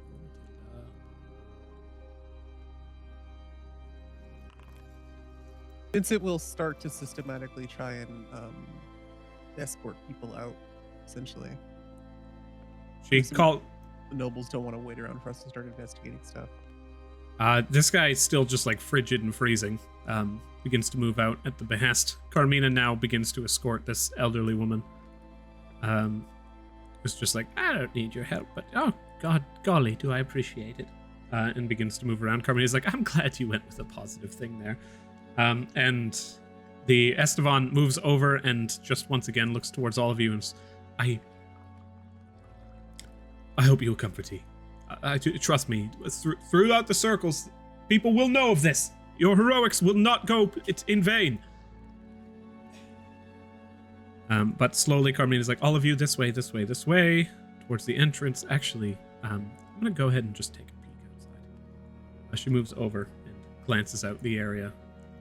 For the most part, you guys, this auction house was a little bit sequestered away, down a little bit of a side alley.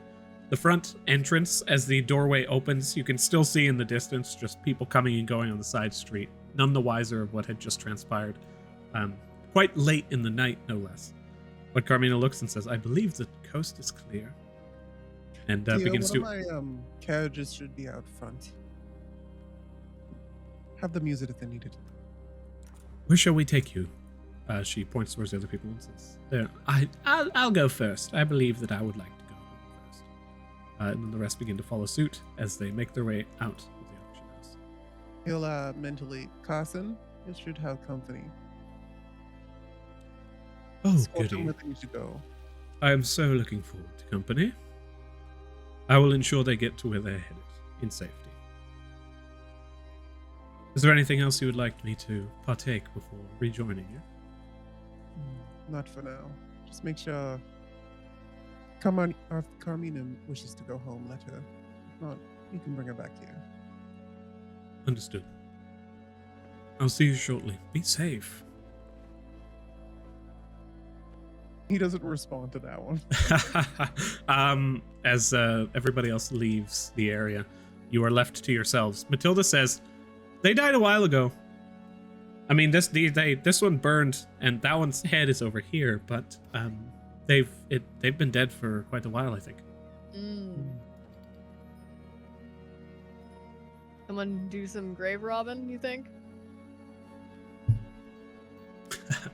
Hopefully not in any of our places. Pom Pom won't like that. Yeah.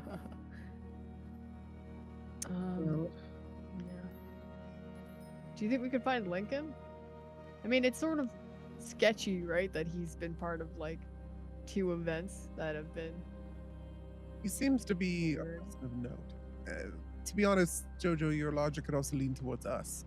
We seem to get involved in these as well. That is true. I think it Just might not be a really case running of the show. wrong place, wrong time. Maybe. But I mean, maybe we should go talk to Theo about this.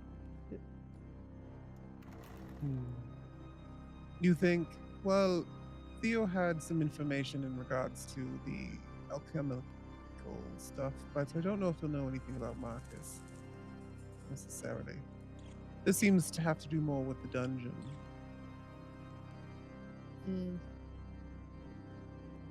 Okay, should we get out of here? I think that's wise. I'd like to change out of this. It's sweaty now. I want that back. He points towards your suit. Yeah, I know.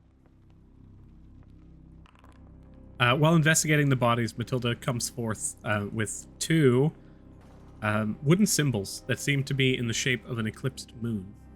She provides those and says, both of them had these. What about the dragon? Did you get anything off the dragon corpse? Oh, that's going to take some time. Do you want me to look over that? Might as well. Do what we can. Okay, I'll need maybe 5-10 minutes. Okay. We'll basically think- wait. Do you think these people came from the dungeon? Or maybe they were using these symbols. I think, well, they keep referring to them as things that they have made. So I think that people are basically taking things from the dungeon and fusing them into corpses in hopes to create something new, it seems. So I'm just gonna use another magic awareness just to look at these wooden symbols. The faintest bit of transmutation. Hmm. Just enchanted, no runes to speak of. Yeah. They might have been using these. I think these are items from the dungeon. We should definitely take these and then identify them later. Will do. Well, I think we accomplished what we came here today and had a little bit of a party at the end, it seems. You all deserve a good rest. You all Things to attend to, but I'll come down to the family house tonight, spend the evening. Okay. Yeah, we'll see you there. Are we going together? You said you had some stuff to do? Well, they're dropping the nobles off. In the back of his head, Carson, how long will this take? Carson is outside of telepathic range. Ooh. Oh, just come back We'll in just take our the family carriage. vehicle. and Yeah. The carriage. Okay, let's go. We'll start to head out. Leaving the area, your guys' carriage is already gone. Carmina has just remained back. And as you all arrive on the outside, Carmina looks towards you, says, is it always this exciting with everybody? It can be. These things, and he'll tap the symbol on his chest, they bring about some interesting situations. I mean, that definitely wasn't our first run with those guys in particular. I think we gave them another show, so hopefully they enjoyed it. You were all very efficient. I think you did a wonderful job in dealing with whatever that thing was. You also, were able to hold your own, so it's Well- not more than other people I can say. There wasn't really much resistance, I suppose. It kind of felt like it just fell apart. Yes, it seems like they have reanimated dead corpses. Did not want to have to rely on my martial arts training, but it is what it is. One must protect oneself. Of course, dear. But I would like to go home. I can call for one of my family's carriages. It will be here in very short order, and then we can take you all where you would like to go as well. We have our own family carriage around back. We could take that. I wouldn't want you waiting out here by yourself. Speed this up. I think the Lavos, scarecrow almost, that was moving through with you guys, is not currently active in the daylight. You get the feeling it would not stand up to inspection. But as you all find yourselves on the outside, Lavos connects once again into the sending stone and just messages you all being like, all right, to be honest with you, I feel a little bit out of the loop. So dragon thing first, cultists, that's great. All right, it's kind of like just blue people. Got that. Is there anything? And then it cuts off because that's more than 25. We'll be home soon. Talk then.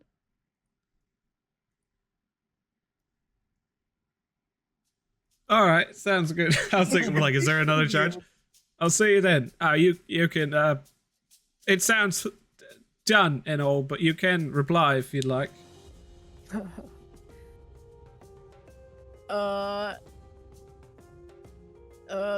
Over and out, Dad. You do not receive a response. Yeah.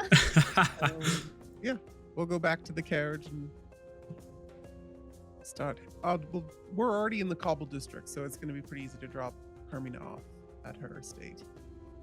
Circling around from where you guys are, making your way over to the other side to the Valentine estate, which is down this kind of just long cobble pathway.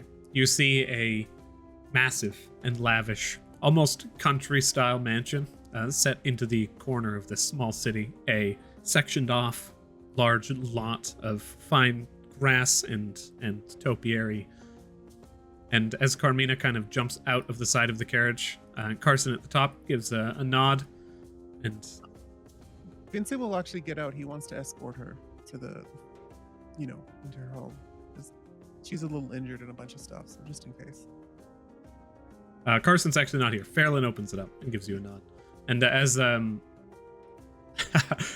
looks over towards you, Jojo, and is just like, sees that Carmina and Vincent are leaving together and is like, looks over to Hey. Jojo being like, do you have a date or anything? Are you asking? I'm just joking with you. Good one, man. And closes the door slowly.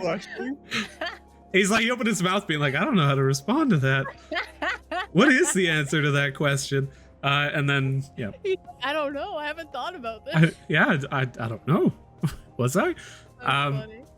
As the doorway closes and Carmina begins to walk with you, Vincent, to the outer area, you can see that the butler of the estate is currently working on just kind of trimming the topiary on the other side as he looks over towards the lot of you and gives a curt nod. Very dark out right now, but he seems to be working on the estate nonetheless. Vincent will basically bring her up to the front of the estate, so he knows that she's basically safe from here onwards. I'm sorry about tonight. I hope you still enjoyed the show. I don't think just a small dragon abomination thing could have mired that show. I must say, that was something else. I think you showed a prodigious talent tonight. Well, thank you. I appreciate it. It's nice when people see things that you've been working on, dude. I'm just glad you're safe, though. She looks down and has a handkerchief in hand and kind of just begins to fumble with it. And then she looks over towards you and goes to open her mouth and then says, all assassination attempts aside, it was a wonderful evening. Thank you. And she raises a hand just as a gesture to be like, feel free to kiss the back of my hand if you like. Oh, the Soleil? Yeah, he'll lean down and give her a kiss. Or not lean down, but he'll bring her hand up and give her a kiss. And then he'll wait till she goes and shut the door and he'll leave. On your way out, the butler begins to approach you. Wordlessly, he kind of looks towards you and gives a nod. He has these massive shears in hand. And he kind of just turns and he just plants them in the ground off to the side. Stronger than he looks, kind of almost intimidatingly. Maybe a little bit, yeah. Okay. And then as he approaches, he just begins to look you up and down. Go ahead and roll a charisma check.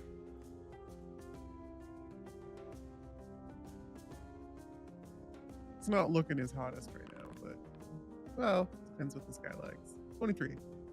And now roll a strength check. It begins to circle around you. Do you have anything you need? He does not respond. 15. And now roll a wisdom check. Just check or save? Just a check. 21. He stops at the front of you and then looks you in the eyes, and you can see those pink eyes, similarly to Carmina's, almost like this faint illumination behind them. And now I need you to roll a wisdom saving throw. Man, this guy. He's giving me the fucking danger eyes. Assessment test. Of course. I roll so many dice. One of them was bound to be a one. Wait, what does... Oh no. Yeah, What does mine's the just- headband do? I ask this every single time. No, If it's you- not with this. If you succeed a check, you can make it seem like you failed. Failed. Right. So it's I always gonna think be it's the opposite. Yeah. He opens his mouth and utters a word towards you, and that word is leave. And as you find yourself under this just faint compulsion, you don't have anything against charm effects, do you? No, Okay. I don't. I would be charmed by it. You find Vincent just gives him a little kind of bow and thank you. I was planning to. And he'll head out. he turns, he looks towards you, he goes back, he grabs his shears, and he returns to his work. Vincent was charmed by this. When it ends, does he know that it happened? Let's see. If it's command, you don't, but I guess it would be more of an insight thing, because Vincent has these spells, so he. No, as you leave the property, you make your way over, and the second you leave the gated area, and the gate begins to close autonomously, the charm effect wears off, and you find yourself in your right mind. However, you know nothing has occurred. Okay. Can I insight that entire situation? Because it was a little odd. It was definitely a little odd. You may roll insight. 27. The individual, you don't know what the ever-loving hell this butler has to do with the family, but there seems to be a pretty tight connection between the two of them. And as he was kind of moving around you, he seemed to just be assessing you, point A, B, C, D, E, etc. As he reached the front, there was almost like a sign of frustration, but not in some regard of like, oh, this guy's trash. But he was looking at you just being like, no, you need to get out of here. And then he commanded you to leave. Big trouble. Okay. The ultimate irony in all of this is you realize that if he stopped you to tell you to leave, and then you did. He's like, stay here. Okay, now leave. So that was basically how you took that whole thing. And then you find your way to the carriage where Jojo is still seated. Mm-hmm. You two return to the family home, crossing town, and in the middle of the night, or you four rather, return to the family home, where at the edge of Old Town proper, you find the scarecrow of Lavos that had been just planted on the side. You can see that there's a small garden that's being just dug out, and it's literally just up on stakes, this trench coat and top hat. What is this? And you guys get carried all the way through to the central manor. And as you jump out, the evening is yours. Do you wish to do anything or take a nap? We were gonna talk with Lavos and just fill him in, right? He seemed to be very insistent on knowing what was going on. We might as well. He's sitting, he listens in, and as you explain like the last bit, he says, right, you've seen this person before, right? Mm-hmm. Where'd you see him last? Mass District at the Chariot Dream Inn. Yes. Also, the individuals, when we got attacked by those two abominations from the cages before, he was there, and they were from him. And the masked individuals above were also enjoying the show, so. Alright, I think that's a place to start. So, before I take on any new things that I will be on top of, I just want to let you know a few things. I kept looking into, and it's been a while, so I apologize, but a little bit of information's finally come to light. The drow that had attacked your mother. Yeah. Pulled some information, and turns out they are both lost bound. But that's Okay, not that's very necessarily a surprising. surprise, yeah. Yeah. Originally followers of Elistray and the royal Oh. family. Aye. That is surprising. Normally people don't go that opposite direction, right? Not something you'd hope for, no. This tells me in a way that perhaps they're being coerced or forced in some way. But they came from a settlement in the forests west of Altisha, from what I understand, and disappeared into the city a few weeks before they attacked your mother. Right now they're being held in one of the courts of the city. I wasn't able to get the information on which one. But they, as far as I know, they haven't resurfaced or budged in this entire time. I mean, Selene's not around here, right? Selene's not here. it's not like a long shot to guess that the god that has cursed Selene is Lolth, right? Without sharing too much information, I can say that your thought is a thought. Can I insight check this man? I don't think you have to. I don't think my RP was 19 worthy. He seems to know more than he's letting on, but is being Just you just cautious obviously of know what who- other people have asked him to do. You obviously know who her previous god was. You had to override her previous bond, kind of thing. Yeah. Overright. Yeah, a little bit. Assuming she told you to keep this from us, correct? She's a worrisome sort. Her worry, I think, is a bit misplaced. If anything, this is doing more hindrance. Do you think that taking care of that curse is something we could do anytime soon? I think it would probably need someone pretty powerful. We need a favor from a god, huh? I myself don't have much of a following, so my power is limited. But were I to grow in strength, it might be something I could handle. At the Okay. moment, I can't hold a candle to most. Hmm. I have been helping her in times, easing her dreams, giving her a bit of a restful sleep, which she seems thankful for, but there's a lot there to unpack, I think. Okay. There's a lot of, there's something foul that's keeping her in this world she's in. Hmm. So, I guess what we do know is Lolth was after wanting to assassinate my mom. Yeah, why the Queen of Spiders would want to kill and no offense meant whatsoever, a low-ranking member of Mistress family dead. Yeah. That's another question. Why would she care in the first place? It might have something to do with the, oh, what's it called? The Magitech, the sky ship. What do they call them? The Skyrunner? it's the Skyrunner, yeah, but it had a name. What was the name? He begins to I don't snap his remember. fingers. Yeah, I don't know. They should have just called it the Skyrunner. I don't know why they're all called Skyrunners. Only some of them fly, right? I think all of them fly. Well, there's cutters and there's the Oh, big okay. ones and there's the small ones. I don't know. I think they're naming. Need Jojo, more. what was? Yeah. Is there anything specific your mom's research was researching? I believe she was looking into the Skyrunner stuff between Ogma and Mistress family. Or sorry, it wasn't Ogma, it was Gond. I So think just, Ogma was being the in between them for that. Hmm. You said I she mean- recently got moved, correct? Yeah, to the Evokers Does that mean Guild. she's been reassigned? I guess so. I haven't checked in with her in a while. And I sort of gave her a note that I may have wrote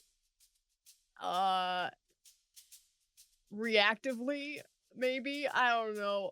It was probably dumb stuff that I wrote, but I mean, I basically told her that she should join our family instead. Because Mistress is treating her like shit. But I don't think that my mom would go for that. Interesting. Or you guys, possibly. I didn't really ask anyone. Hmm. I don't, if you wish to do that, I can understand why. So I don't have any ill will towards you towards that. But your mom seems like the type to want to take on these types of challenges. So plus, think she'll- Mistress tricky. She may be the goddess of magic, but she's also the goddess of mysteries. She tends to leave her followers in the dark. I don't know, it's just my mom nearly died on the mission. As far as I know, she's been waiting on getting, like, her tattoo looked at by Mr. for, like, over a year. And she almost dies on a mission and they still don't check on her. Just bullshit. Hmm. Well, like I've been saying in the previous, sometimes these types of things, these bonds, they're not, even though people have been bonded, they might not be able to achieve what they wish and get to where they're going. Yeah. The thing is that, circling back to what my mom might have been working on that Loth wasn't happy with.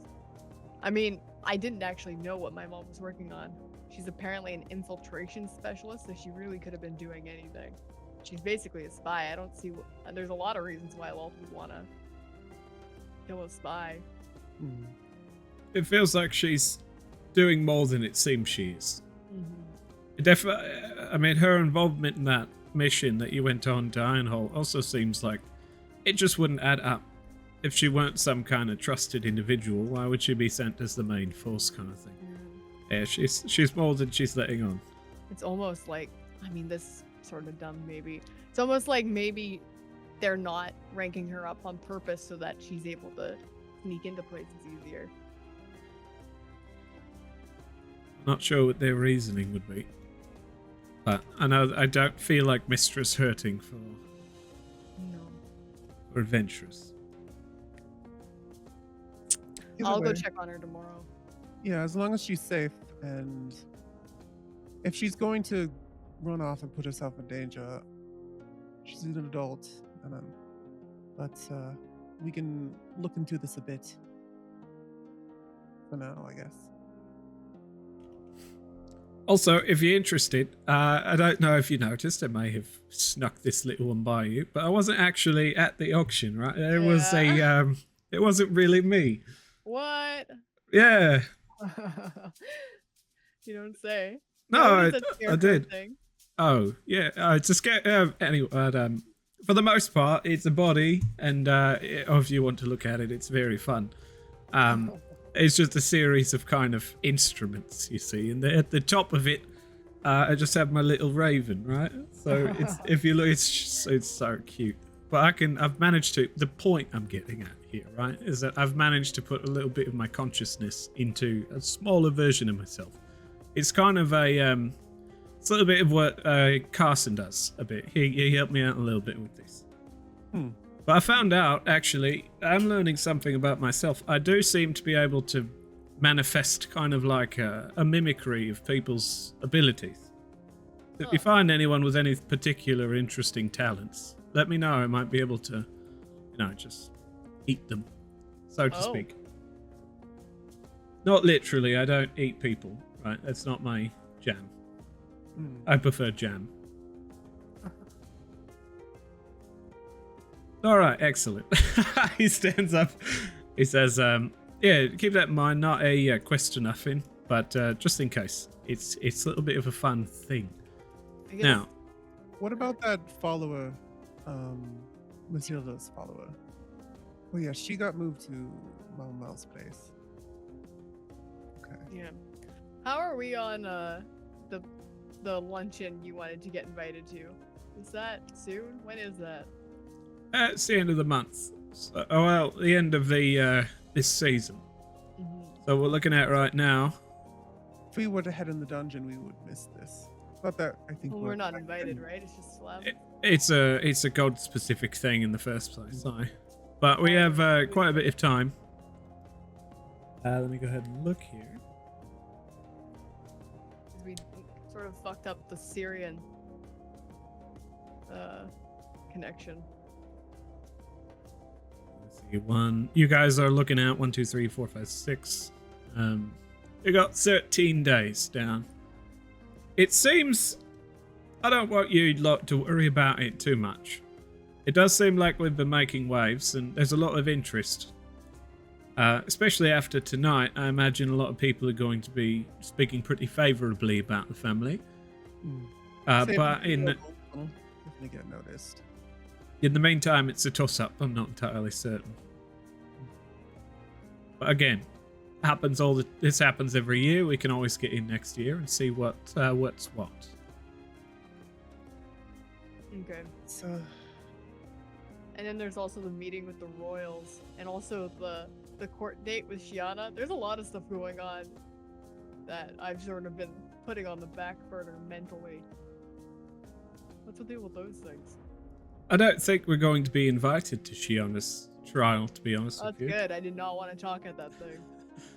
It seems like Dallas has not, the Dallas, looks towards Jojo, has not come to contact us about anything like that recently. They definitely want to keep this on the back burner, but I imagine she might be their testimony. I don't know.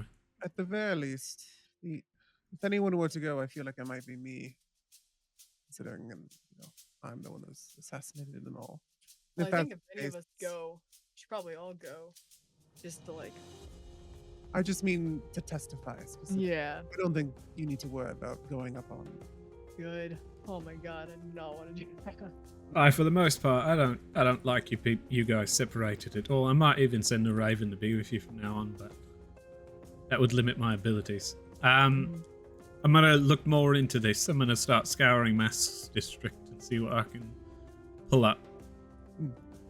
Mask himself did approach us, so I'm sure if we did agree to that alliance, they would be able to maybe give us some information about this, That or alliance. just put it to a stop. I mean, the only thing that they had in our favor was that they would let us know who tried to kill us, right? Or who tried to kill you. Well, again, they would have to re-sweeten the deal. Yeah. I don't think these things are necessarily about upfront payment, right? To enter into an alliance is in of itself the payment. To The say, issue- you and I would keep each other's backs. I think it's important. The issue with Mask is there's other gods that don't necessarily like them. So if we're allied with him, then it kind of cuts those doorways off to other ones. I can't disagree with that. You think So Amir that's probably what wouldn't work we're with us doing. anymore? I think Amir works for whoever she needs to. I don't know how much she is tied to Sirik. She seemed to like him a lot. Well, she defended him. People are complicated. But yeah, I'm gonna start right now. He stands up and takes a small coat off the side of the rack, throws a hat on over top, and just like, maybe I should shave my beard. No. Turns towards the door and kind of waves a hand as it slams open. And you guys are left in the living room as Lavos exits the manor. Yeah, I think I'm gonna go check on my mom tomorrow. Do you want to come with? Sure. I wouldn't mind grabbing some tea. Check down shop. Or do you think this will be more in his sister? I think it might be in the Evoker's tower. Is that outside of like the area that they barrier off? I believe it's not the main tower, which is the one that they restrict, right? Within the circle, the main tower is the central tower. That's the Tower of Mystery, Mistress Family Home. Even if you could get in there, there's no guarantee you ever get out. But Yeah. on the left side, this was the Enchanter's College. She was moved across to the Evoker's College on the right side. Okay. A little closer to home. You really gotta think about the commute. When moving You colleges, you gotta. gotta think about the commute. Gotta. For sure, I can come down. Okay. Maybe things go a little bit smoother than it did last time. Well, there won't be a. Well, I don't know that for sure, but hopefully there won't be Joseph there or any other member of the ring. Well, I guess we'll have to see. You guys hear a rap at your door. Let me go get that to you. Okay. Carson's gone. And he'll stand up and go to the door. He'll brush his hair aside. Sorry, I imagine that like Quince, sort of like this little thistly bush, goes up, sees that you're starting to go for the door, and then Quince just like, and then moves away. So weird bush answers the door. Yeah. I personally would be so excited if Yeah. if an awakened shrub answered the door and I was there. What you open the door to, funny enough, speaking about Carson, is Carson standing behind an individual who seems a little bit frightened. And then Carson says, "This fellow is approaching the outer grounds, and I have escorted him to the front, just to make sure he's safe." And the person's like, "Right, here you are. These are the final lots for the auction. Thank you very much for partaking, and I would very much like to leave now." Eyeing this man up and down, does he seem someone like he would know anything, or was he a part of like the original auction and not the fucked up abomination part of the auction? It'd be pretty dumb of them to send someone who knew anything to our doorstep. Also, the fact that they're sending something when it was, or sending someone when it was like, all these people might be murdered. Is likely this person knows nothing about that. Okay. Thank you, and he'll accept it from him. You can let him go, Carson. Most excellent. Have a safe journey back. You know the route that you ought to take back in order to not trick anything in the woods into eating you. Looks down towards him and he's like, right you are, sir. Thank you very much for your kindness.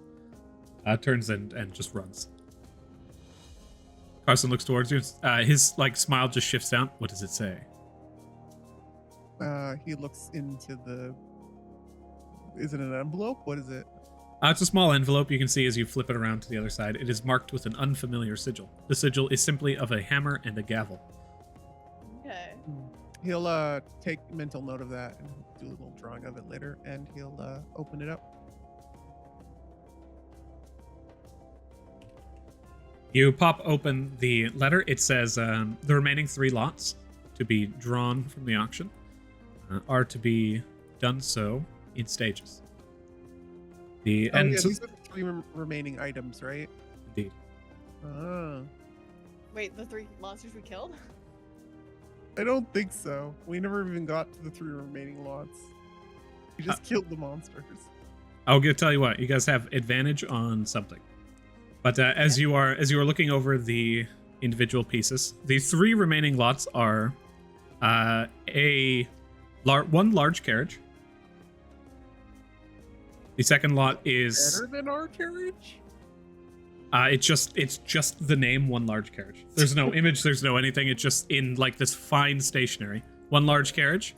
The second is 6 horses, and the third is 6 bicycles.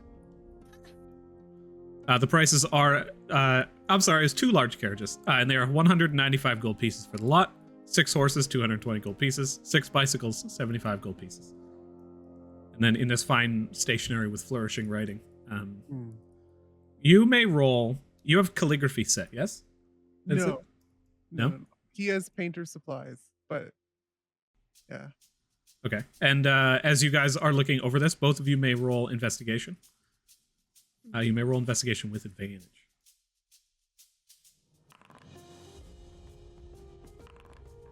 21. 22. As you guys are reading this, both of you know, beyond a shadow of a doubt, that these items are just code for something. Oh. Looking down, the items here, whether the gold piece values or the items themselves, or even the wording of large carriages, why specify large when the others aren't specified something? There is a hidden message within these notifications. The last 3 items of this auction. What that is, you are not certain. Matilda, But you're certain there's more here than meets the eye. Jojo. Yeah. I think you should, if you have time tonight, do you mind studying over this? I think this is the last remaining lot for the auction for us to vote on, but these are definitely not I think it's a cipher. for sure. I don't think we'll crack it in a night without more information than this note. But we can try our best. Is Selene here? Because Selene knows Steve can't, right? And I don't think she's here right now, but that doesn't mean she won't be back in a bit. Just excuse me trying to ice my fever. It's okay. But yeah. Aside from that, I think we should just rest. If you don't mind, I'm going to head out early in the morning, but I'll be back before you get up. okay. Oh, and Jojo starts to hang on, and she goes to the back changing room that we have, and takes off the shift weave. There you go. She just Thank throws you. it at you. He'll turn to Carson and hand it over. Can you make sure this is cleaned? Of course. He looks over towards you, Jojo, and he says, I think he's saying you smell bad. I think he's saying that it's covered in blood, and it is mostly mine. He looks down and opens it up. He's just like, agree to disagree. He gives you a nudge on the shoulder Maybe and both. moves away. At this point, your guys' butler, Jeremus, approaches on the bottom floor and says, what's at the door? Carson says, Yeah. return to sleep, Jeremus. Oh, very well, I shall. He turns and slowly begins to go back upstairs. Carson, did Or you downstairs. hire your own help? No, he was one of the humans who you had previously saved. Not particularly useful, nor typically capable, but I suspect it's because of his advanced age. I shall ensure he is whipped into shape, though. Worry not. Maybe not literally. I'll write that down. He smiles again. Oh no. I think I'm going to retire for the night. Okay. So, Joe, see what you can do, but don't stay up too late. About that. Okay. Vincent will head off. He'll go and see his mother and just kind of like see if she's okay and like get her off to bed basically. I think you just slowly open the door and you can see that she has fallen asleep in her armchair reading a book by candlelight. He'll go over and like pick her up and put her in her bed and stuff. You place her down, snuff the candle out from the corner, and she does not stir. He'll head out, and then as he's heading back to his room, in the back of his mind, Carson, I need to talk with you.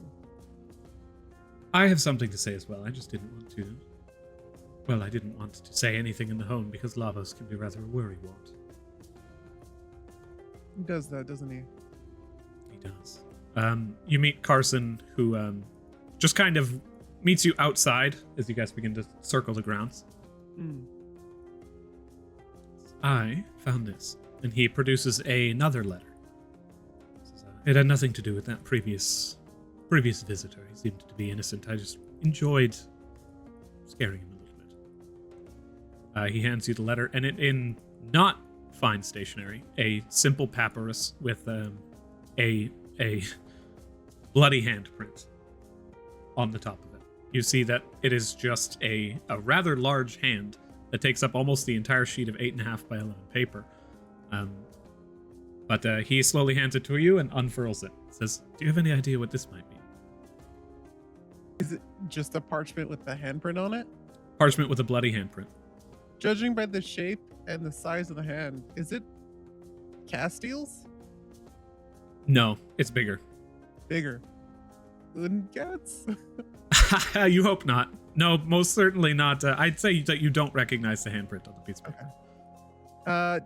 So he doesn't recognize the handprint, but has he ever heard of or read about like what this would mean? Like a bloody handprint on a parchment that gets sent to someone. Is it like a threat or is it a warning? It's very cliche, but not like specifically cliche. This a bloody handprint sent to you is without a doubt a threat, and also probably a provocation, because whatever this is, if something intends to take any kind of action, it's letting you know that it's happening. So what you infer from this is that whoever sent it is confident, and in that case either has a lot behind them or is themselves very powerful. But you know, also looking at it, that this was not like discriminate. It was not sent directly to Vincent. This Carson just shows you that this was left on the property. Well, we are due for the bandits or whatever they call themselves to come back eventually. If not, this might be from just another. We've gathered quite a few enemies the last little while, so who knows? Bandits would be fun. I wouldn't mind having some bandits in our back pocket. I hope they attack soon so we can trick them or make them realize what a mistake that was. Would you be interested in? Are you interested in them, basically? No, not particularly. Not as individuals, at least. But as an idea. It sounds enticing. I see. Well, and he'll roll up the scroll and hand it back to Carson. Show this to the rest of the group in the morning. We'll go over it then. Carson stops and looks at you and gives you a long, hard look for a moment. Do any names come to mind? Match in his stare. As he looks at you, he just says, "Do any names come to mind? Anything at all, right now, this very moment. Think hard." Inciting his, can I incite his question? Like, what is he meaning? Is it in regards to the parchment or just like, what's the first name that comes to mind? He's just asking you like the first name that comes to your mind when he asks you that question. You infer he's not particular. He's looking for a specific thing, but you have no possible way of knowing what it is. He's also not hiding his intentions at all. He seems to be very curious about this. Well, it's the first name that comes to my mind, dear. Was Saras. That was what I wished to talk to you about. Do you mean Saracen? Is it Saracen? Saracen, yeah. Okay. Used as he looks frustrated, as though that was down the vein of what he wanted. But he seems fucking bothered by the fact that you said it. He says, yes, Saracen. What do you want to know? Vincent internally smiles at that. Bothered this man. Cool. Well, we never got to finish our discussion before.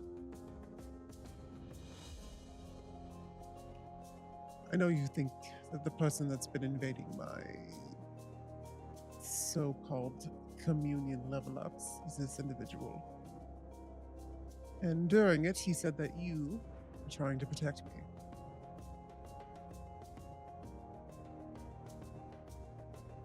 I appreciate the gesture, dear, but why? Roll persuasion. I did cast awe on myself. 18 though.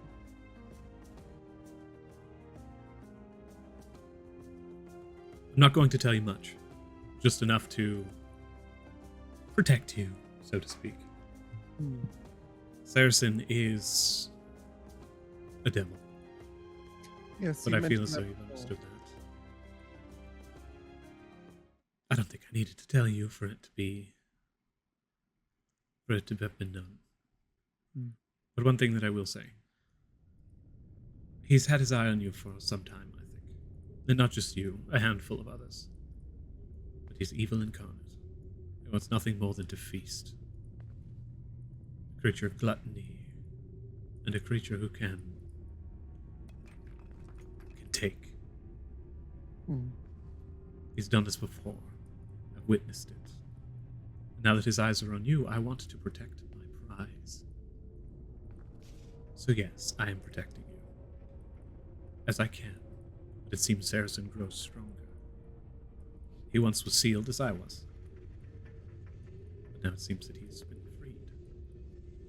Who, how, where, why, when, I do not know. He seems to be invading me during my level ups.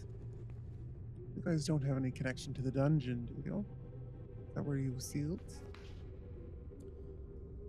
He was sealed long before the arrival of this stone structure. And he looks over towards the dungeon, spreading its omnipresent silhouette into the sky.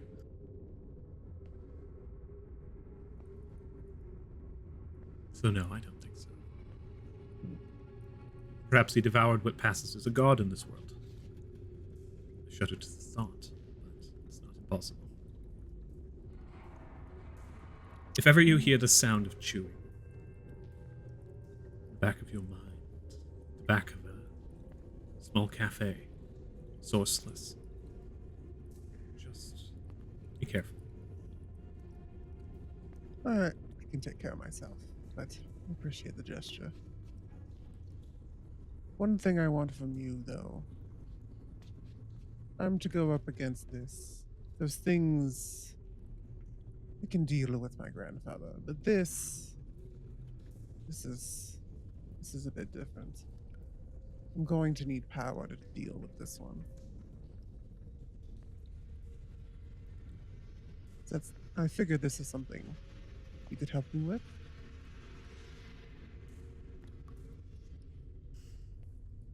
In what way? I can't hear you, Adrian. In what way? Well, your kind has a lot of it. It's got to be something in your wheelhouse. Sort of magic items, abilities, things that I can work towards. Rumors, history, anything I could use. He looks you up and down and says, I'll think on what your current form is capable of handling. But, we shall see. Vincent will just kind of give him a nod and start to head back inside the house. As you turn, you make your way back, he says, one more time, or not one more time, but one more thing. Do you know of the Nephilim? Does this ring any bells? The name, a Nephilim? Yes. Just Vincent knew this. Go ahead and roll a religion check.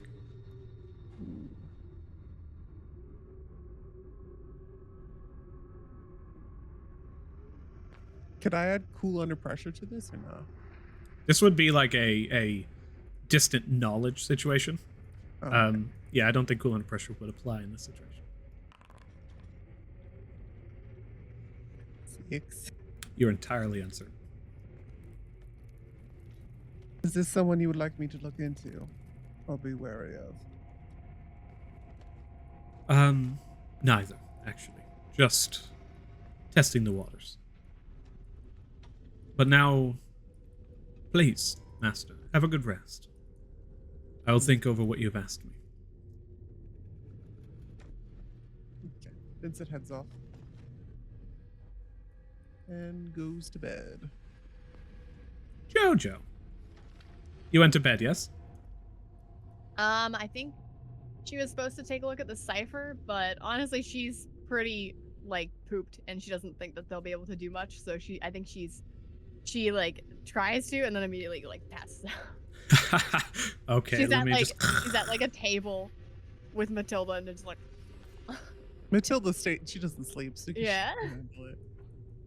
As you go to sleep, and you are with Matilda, you find yourself, like your eyes close, your head slumps, and as you do so, it's basically just like you fall your head into water. Your eyes open, you are awakened as you are completely horizontal, fall into the ground, and as you stand, you look around and you can hear this just slow, drolling call. ooh. As your eyes adjust to the darkness that you find yourself, in the distance you see that massive shadow, the one that had previously hurled a javelin in your direction. God. You find yourself alone, and the javelin close to 3/4 of the way towards you. Previously, you had awoken just before it made impact, and it's frozen in midair. Oh. As you find yourself here, the javelin closes in ever so slightly,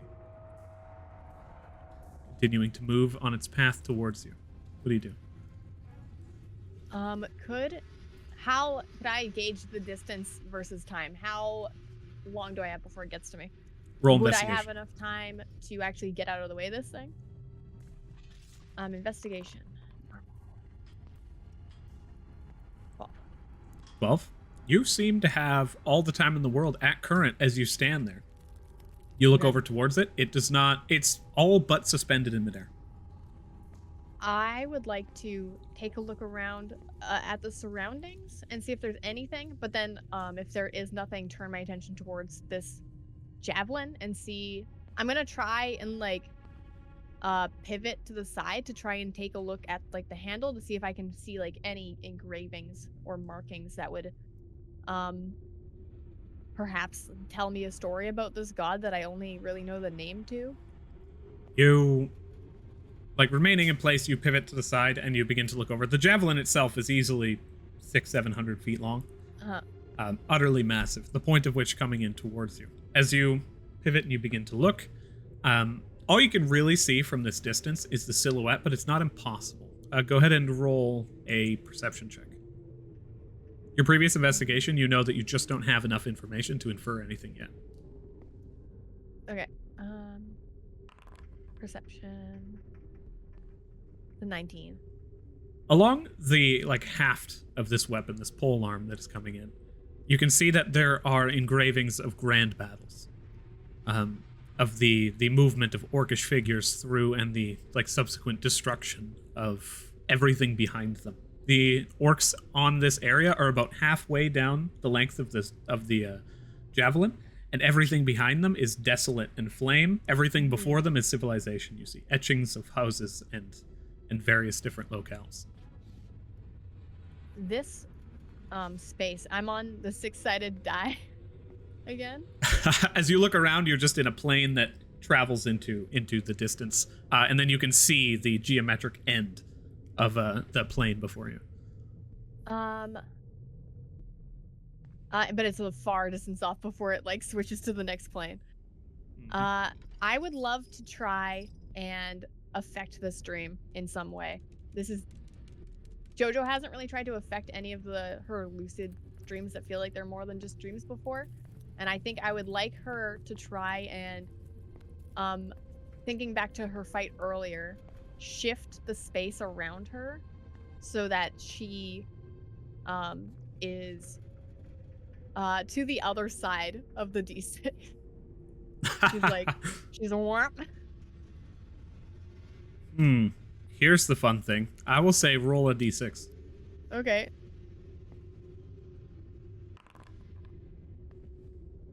Two.